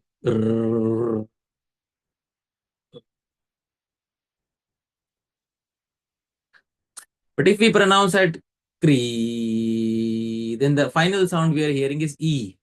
We're not hearing So vowels are independent and can be extended unlimitedly. This R is a vowel, it's not a consonant in Krishna. So you have to have that sound. Krishna, Krishna, Krishna, Hare Krishna, Hare Krishna, Krishna, Krishna, Hare Hare. So this is how I pronounce it, because it's a vowel. This Rkar is vowel in Krishna. So, but if we make it Kru, then the final sound you'll hear is Kru. And if you make it E, you'll hear Kri, Kri. But we don't want that. For accurate pronunciation, it should be Krishna, Krishna, Krishna, Krishna, Krishna. So this is how, that is the accurate pronunciation. But since it is difficult to pronounce, therefore, Ubhayostu samam punyam bhavagrahi janardana. I will share that verse. It is from Chaitanya Bhagavat. A person who is not aware of grammatical principles may chant Vishnaya Namaha, and a person who knows grammatical principles may chant Vishnave Namaha. But both achieve equal piety, because Bhagavan is Bhavagrahi. He sees the sentiment of the living being and he rewards accordingly. So this is, we call it Muksuk. Muksuk means pleasure of the mouth. Krr is not so much pleasurable to the mouth. Kre is more pleasurable. Muksuk, Krishna. But accurate pronunciation is Krishna. That is the pronunciation. Right? So that is I hope that satisfies your query. Right? That was a pretty amazing point. Yeah. So it made me think of in kirtan when people elongate You know, like Yeah. Hare Krishna, Yeah, yeah. Hare Krishna. It's like it's really easy, yeah. Like you said, to focus on the I, but if you did it with the R, it would actually be unusual. Yeah. So because in singing, you have to make short syllables long. So kr is a short syllable. R is a short. When you sing it, you have to make the short syllable long, and not only long, extra long. Krishna. In shouting, singing, crying, short syllables are turned into long. And for the purpose of muksuk, for giving pleasure to the mouth, sometimes you have to adjust some syllables. So that is what it is. Shachinandan Prabhu, I hope that satisfied your query. Yes, Prabhu, thank you. And I guess a similar would be for Rama and Ramo. Some people say Ramo or Ram as opposed to. So often people say Ramo. So Ramo is not the correct pronunciation. And Srila Bhaktisiddhanta Saraswati Thakur Prabhupada, although he was born in Bengal, he had perfect pronunciation. He used to say Ram, Ram. There should be a short Ram. Ram is North Indian pronunciation. Ramo is Bengali pronunciation. Rama is neutral Sanskrit pronunciation. So Srila Bhaktisiddhanta Saraswati Thakur Prabhupada always emphasized on the neutral Sanskrit pronunciation, Rama. And many times people give weird arguments around it.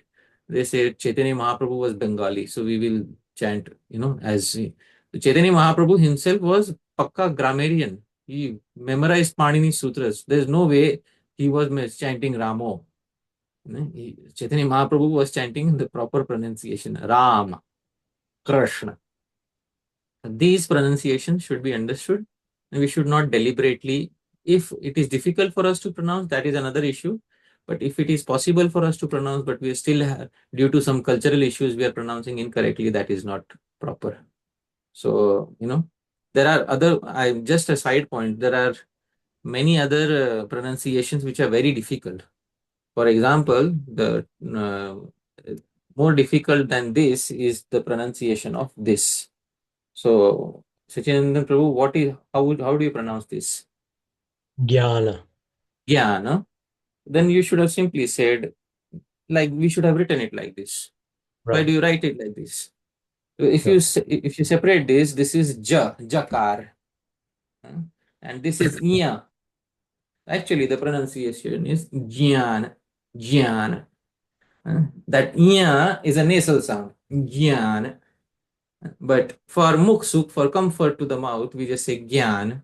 In Maharashtra, we say jnana. We pronounce it like this, jnana. So North Indians pronounce it gyana, but the actual Sanskrit pronunciation is jnana, jnana. So that is what.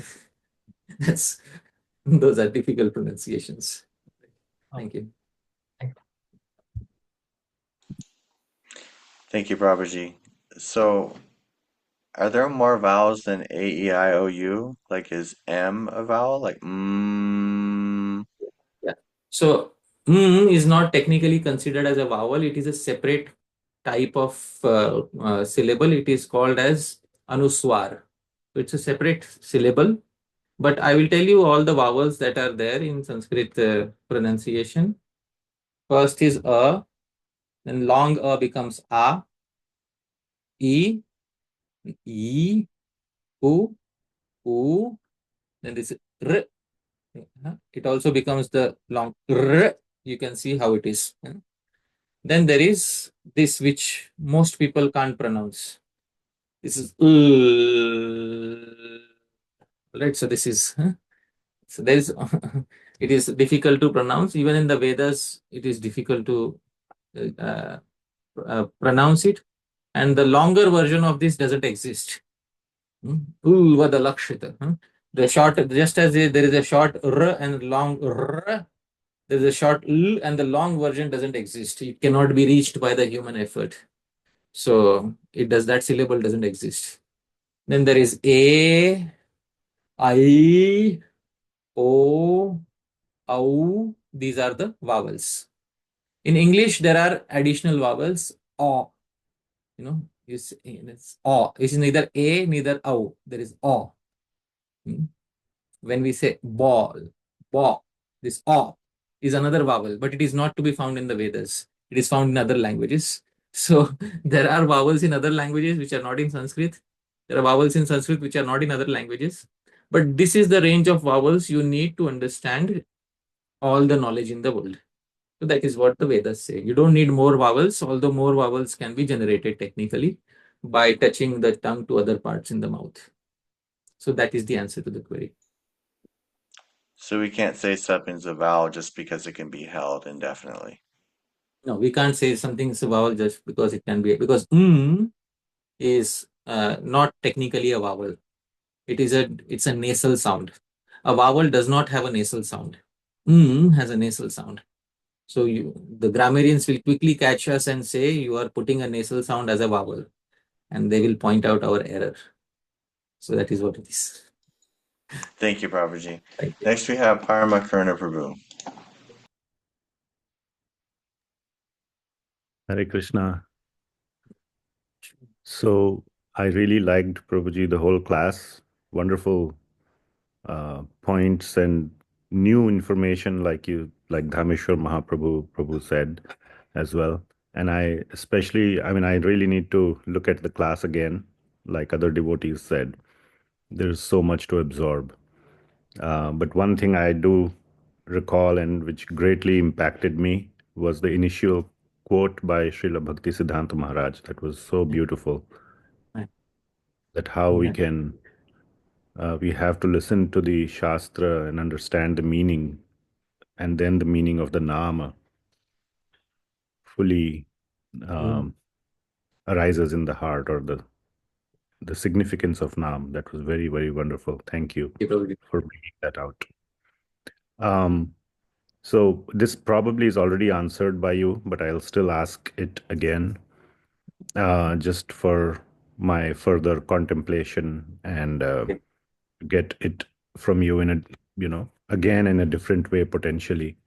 Right. So when we are hearing the Nam, or when one is hearing the Nam, I'm referring to this question from the context of the conversation of Shri Caitanya Mahaprabhu with Srila Haridas Thakur in Chaitanya Charitamrita, and where Srila Haridas Thakur asks that what about those who cannot speak the Nam, like the other living entities? And Srila Haridas Thakur says that even by hearing, they get benefited, same benefit is available. And Right. then the discussion goes on to whether it is being chanted with or without the meaning. And then the word like haram comes that Right. context in the discussion, which a certain class of people use in a derogatory meaning. So my question is that when one is hearing the Nam, and this whole point of Mimamsa that you brought out was so wonderful. So my question is connected to that when we hear the word, the last syllable brings out the meaning, and that's what Sri Adi Shankaracharya and Sri Jiva Goswami confirmed with as well. So when one is hearing the word haram, how does the hearer from that angle understand it? Even like I have heard this conversation, or I have read it and thought about it a lot. So when I hear haram, the first thought, my personal first thought goes to that conversation. Haram means, so it's also nice. I enjoy hearing haram if anybody were to say it. But that may not be the case with those who have not read Chaitanya Charitamrita or have had this understanding. How do they get the benefit? Because their first impression in the heart is a bad thing by the word haram. And yes, Prabhu. Yes, you were saying something? No. Okay. Haram is a word of Parsi origin, Persian origin. And the thing with the term haram is that the syllables are not, the syllables are still intact. Ra and ma are still intact. But if there would be another syllable present between Ra and Ma, then it will not give that effect. Srila Bhaktivinoda Thakur calls this Vyavadhan in Harinam Chintamani. So, if Ra and Ma are there together, sticking together, that entire name is completely present, and that name is present in the term Haram. So, because the name is present, although the person is not indicated, because the name is complete and the person is not indicated, Bhagavan may or Harinam may give the desired result. Not that Bhagavan is forced to give it every time to every person who chants Haram. But if there is Vyavadhan, or if there is some obstacle between the syllables Ra and Ma, then neither Bhagavan is being indicated, nor are the syllables in proper order. So neither is the indicated person in place, nor are the indicating syllables in proper order. That cannot give the desired result. So at least in the term Haram, the syllables are not separated by any obstacle. So therefore, optionally, Bhagavan or Bhagavan's Naam, since they are both independent, can give the result to a person who is chanting Haram.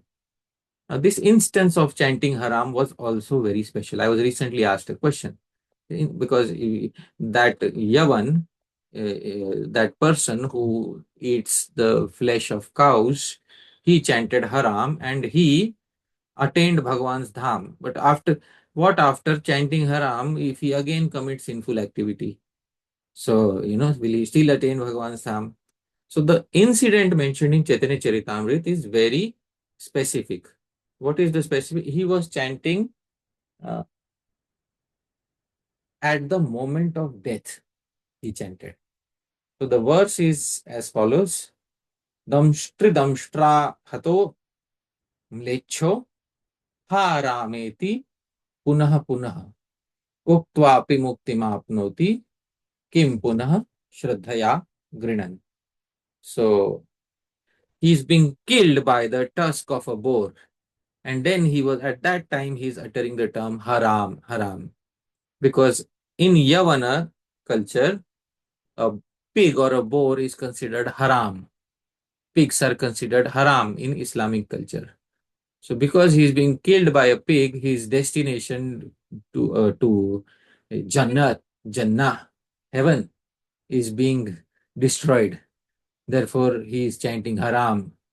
But because he chanted haram, therefore, at the moment of death, Bhagavan bestowed upon him liberation.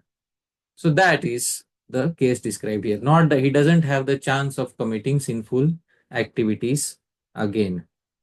So this is the case which is being described here, and also this is what it is for. So this is the case being described here. All right. Thank you, Prabhuji. Sorry, you were saying something? Yeah, that's it. Did you have any follow-up on this? No, Prabhuji, thank you. So what you mentioned, what I got was that the sequence, and then if it's a different meaning, either or, and then the second point was that the Lord, it's up to his sweet wish to grant or not. And the third point that you mentioned was about him being in a very distressful situation of being killed. That's when it applies. And if I may little bit follow up, that there is that aspect of vivashta, desperation. I think that word vivasha, helplessness. That is, I think this word vivasho is there in the Bhagavatam, in the Ajamil pastime as well, that when Ajamil uttered it in a vivash state. So I kind of draw that similarity. It's in many places in the Bhagavatam.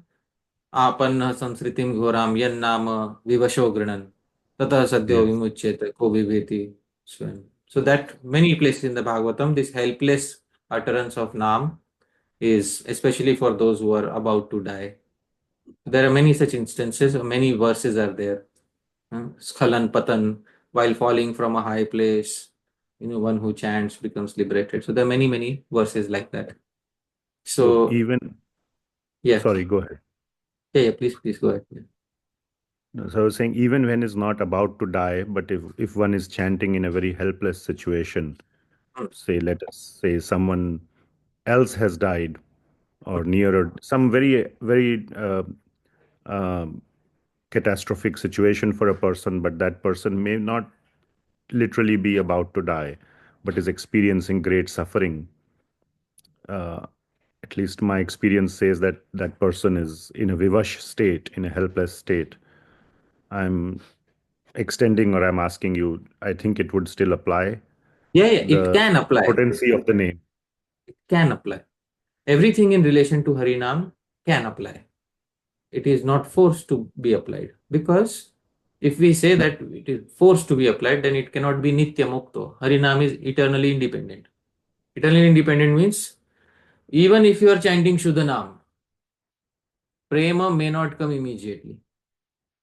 Srila Vishwanath Chakravarti Thakur says this in Madhurya Kadambini.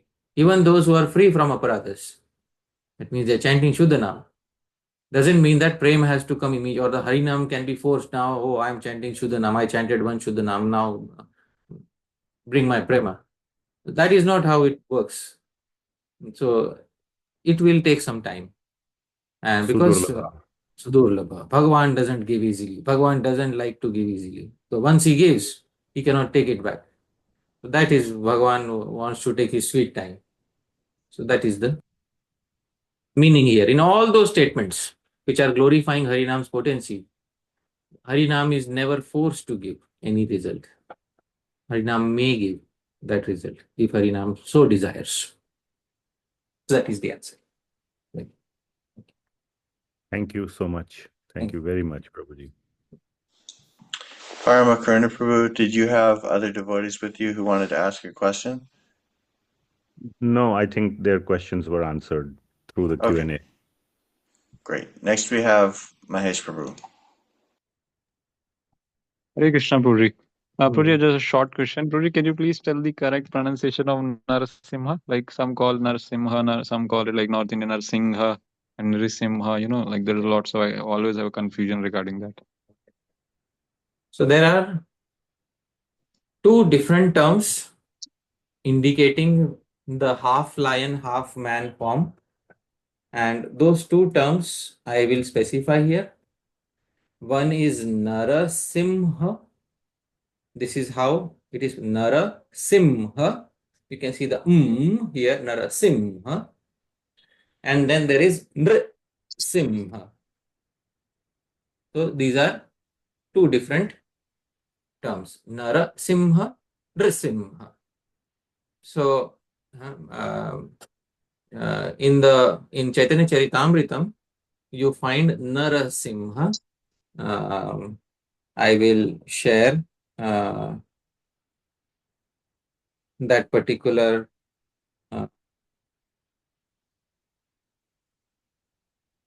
Jai Narasimha, Shri Narasimha, Prahalladesha, Jaya Padma Mukha, Padma Bhringa. Sorry, this is also Nrisimha.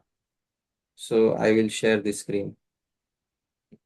Shri Nrisimha, Jaya Nrisimha, Jaya Jaya Nrisimha, Prahalladesha, Jaya Padma Mukha, Padma Bhringa.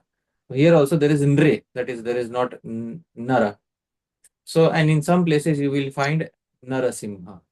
So if you, for many places in Shastra, you will find Narasimha. In Bhagavatam, you can see Antar Bahir Bhagavan Narasimha. This is another Narasimha, rare pronunciation. But there is also Narasimha, there is also Nrisimha, Nrisimha, like Krishna, we have Nrisimha. So in this way, we have these two common utterances of the term of that Bhagavan who is half man, half lion. So please, means they both are correct, like either Nrisimha or Narasimha. Yeah, both are correct, but incorrect pronunciations I will tell you. Nrisingha, this is incorrect pronunciation, although Bhagavan can be pleased even with this pronunciation. And Nrusingha, I have heard many of them. Nrishingha, Nrishinga. All these are incorrect pronunciations. The proper pronunciations according to Shiksha Shastra are Narasimha, Nrasimha. That is what it is. Okay. So like Prabhuji, you said for Jnana and Jnana, like you said previously. So like is Singha this North Indian way of saying, and Simha is like the real Sanskrit? Is it like that? Different places in India have different incorrect.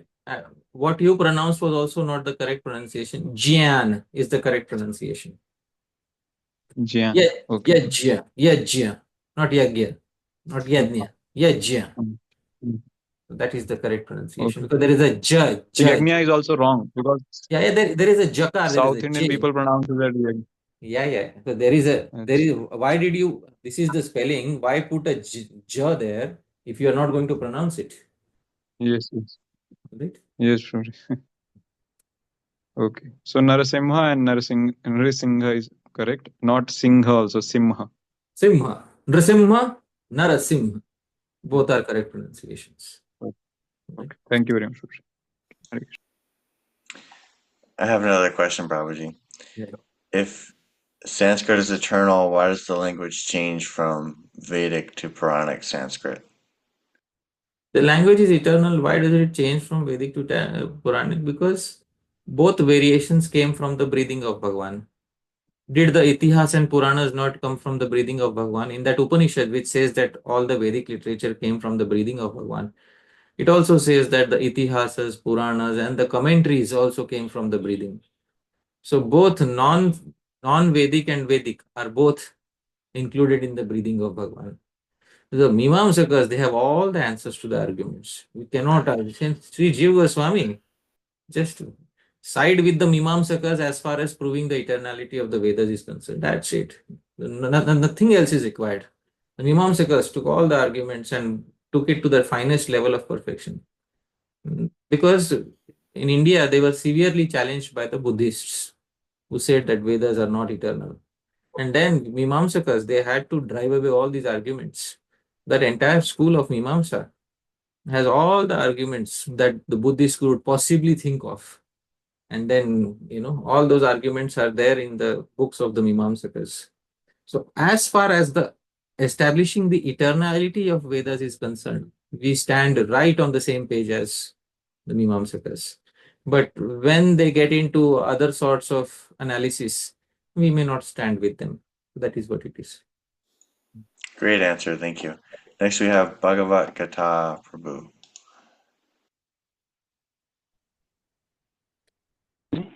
Are you able to hear me? Yeah. Thank you, Prabhuji. Thank you very much for a wonderful class, Prabhu. Prabhuji, my question is related to the previous question answer which I gave to regarding the Haridas Thakur discussion with the Chaitanya Mahaprabhu. So there you said when the two aksharas of holy name are separated by different letters, then that may not give the desired benefit of chanting holy names. Yeah. In that same 3.26 Antalila purport, the quotation Prabhupada quotes that halam riktam, these two words are separated by different aksharas, but ha ri, both the holy name is counted as he's chanting holy name. Although the between other aksharas are there. So here it is, Prabhu. I was quoting Sri Harinam Chintamani of Bhakti Vinod Thakur. He says, Kintu vyavahita haile haya aparadh. If there is obstacle, then there is aparadh. And say aparadh haya prema labh badh. And when that aparadh takes place, prema is not attained. Final result may not be attained. So that is what Srila Bhakti Vinod Thakur has said. So there are two types of vyavadhan. One is vyavadhan in the syllables and one is vyavadhan in the understanding of the syllables. So more dangerous is understanding in the obstacle in the understanding. Less dangerous is obstacle in the actual syllable. So this is the idea that Srila Bhakti Vinod Thakur has clearly given in Harinam Chintamani. It may give, it may not give. No, let me also.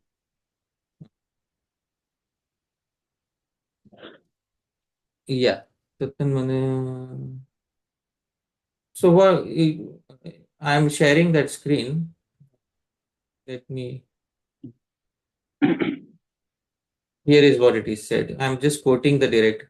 Yadyapi halam riktam. This is what you are saying, right? Yes, yes, Prabhu. Same. So in halam and riktam, if you are halam riktam, halam riktam, halam riktam, halam riktam, halam riktam, somebody utters. So ha is there and ri is there. Both are there. But they are separated by lam. Can you see here? Yes? Yes, So yes, halam yes, riktam, Prabhu. halam riktam, halam riktam, halam riktam, somebody utters. Hakara rikarayor vritya. Hari iti namasti eva. Even though ha and ri are present. Tatha raja mahishi. And in the term raja mahishi, ra is there and ma is there. Huh? But in between there is ja, raja mahishi. So you can't say ityatra ram nam api. Ram is also there. Anyadapi uyam. Tathapi, still, tattan nama madhe व्यवधायकम अक्षरांतरम अस्ति इति एतादृश व्यवधान रहितम इति अर्थः. Because there is obstacle, therefore naam should be chanted vyavadhan rahitam, without obstacle. One should not chant, with obstacle. That is what is given in the Sanskrit. Okay.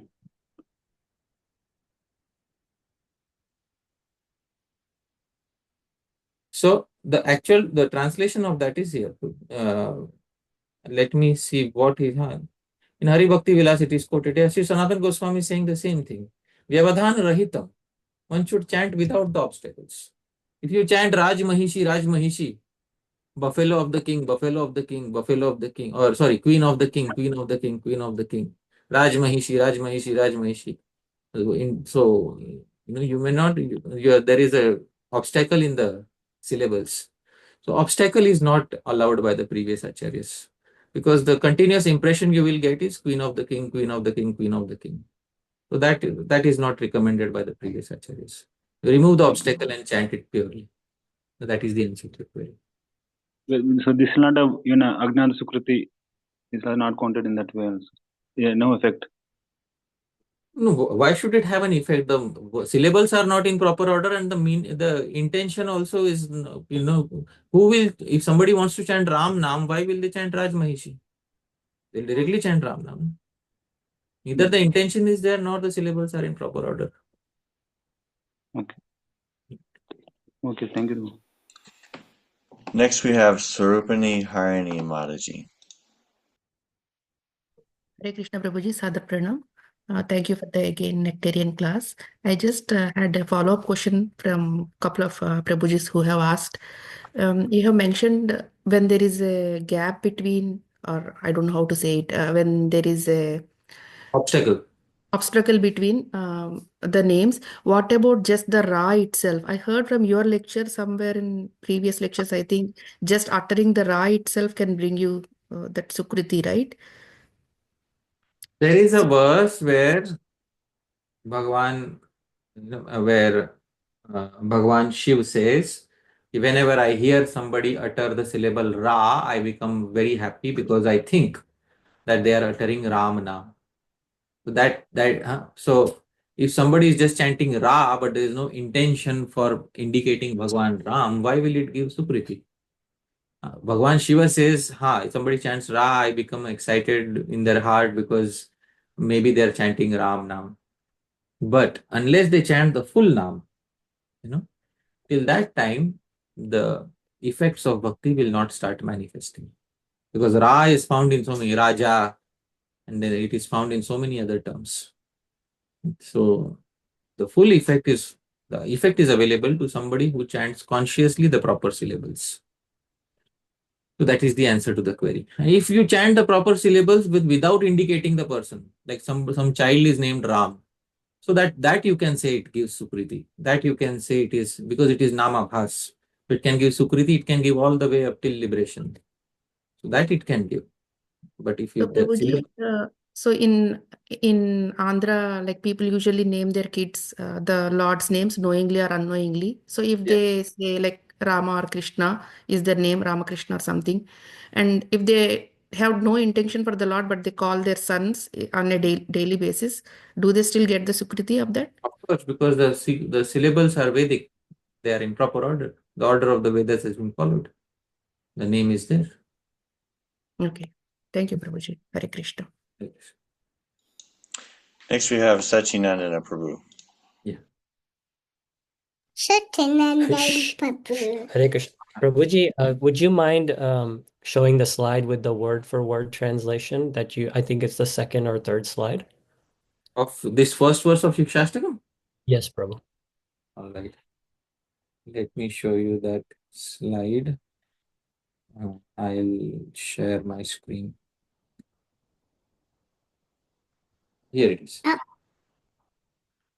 So, Prabhuji, in this case, you have translated padam as syllable. But I believe previously you have mentioned that padam is also step, like in every step. Right. So is there any reason why, or will you discuss that every step also there is nectar and bliss inside the name? Yeah, but because it is Shri Krishna Sankirtanam and the Acharyas have not given any steps of Sankirtan. So the previous Acharyas interpreted Padam here as term. And since term is nothing but a combination, specific combination of syllables. So Chaitanya Mahaprabhu always used to like to interpret Mukhya Artha, the primary meaning. So in Sankirtanam, because this is an adjective of Sankirtanam, prati-padaṁ, pūrṇāmṛtāsvādanam too. Padam, if we take a step, then we will need to define what are the steps for Sankirtan. But the Acharyas have not given any steps for Sankirtan. Sankirtan is a, more or less rule-free practice. Tatrarpita niyamita smaranena kalaha, time-free, rule-free, obligation-free. So you can, Padam can mean step. You can stay in Sankirtan. Every step that you make progress, you will have pūrṇāmṛtāsvādanam. But then there will be a slight difficulty. As you are making progress, how can you have the full level of nectar? Because when you are in your anartha stage, how can you experience pūrṇāmṛta, complete nectar, when you are making progress through your anarthas? So that will contradict with the term pūrṇāmṛta. So Acharyas saw this. Therefore, Sri Veer Chandra Goswami took the primary meaning of Padam, because one of the primary meanings of Padam is term. And since another meaning is Varna, syllable. So that is the meaning that was taken. So this is Mukhya Artha. And Gauna Artha, secondary meaning should be taken when primary meaning is somehow obstructed. I'll give an example of that. Gangayam Ghoshaha, a hamlet, a village on the Ganga. So the literal meaning is a village on the Ganga. But can you have a village on the Ganga directly? It is not possible. So then when we say Gangayam Ghoshaha, a village on the Ganga, what is the meaning that needs to be taken? Can you please tell me? A village on the side or on the banks of Ganga. But this is a case where, since the primary meaning is completely obstructed, therefore you have no other choice but to take secondary meaning. So Abhidha Vritti and Lakshana Vritti. Abhidha Vritti means direct meaning. Lakshana Vritti means when direct meaning is obstructed, you take that secondary indicated meaning. So Gangayam Ghosha, village on the Ganga, is a classic example of when the primary meaning is obstructed, then you are forced to take the secondary meaning. So that is the only case when secondary meaning should be taken. Primary meaning is the de facto meaning of a particular term. That is the answer to the question. Thank you, Prabhu. Thank you.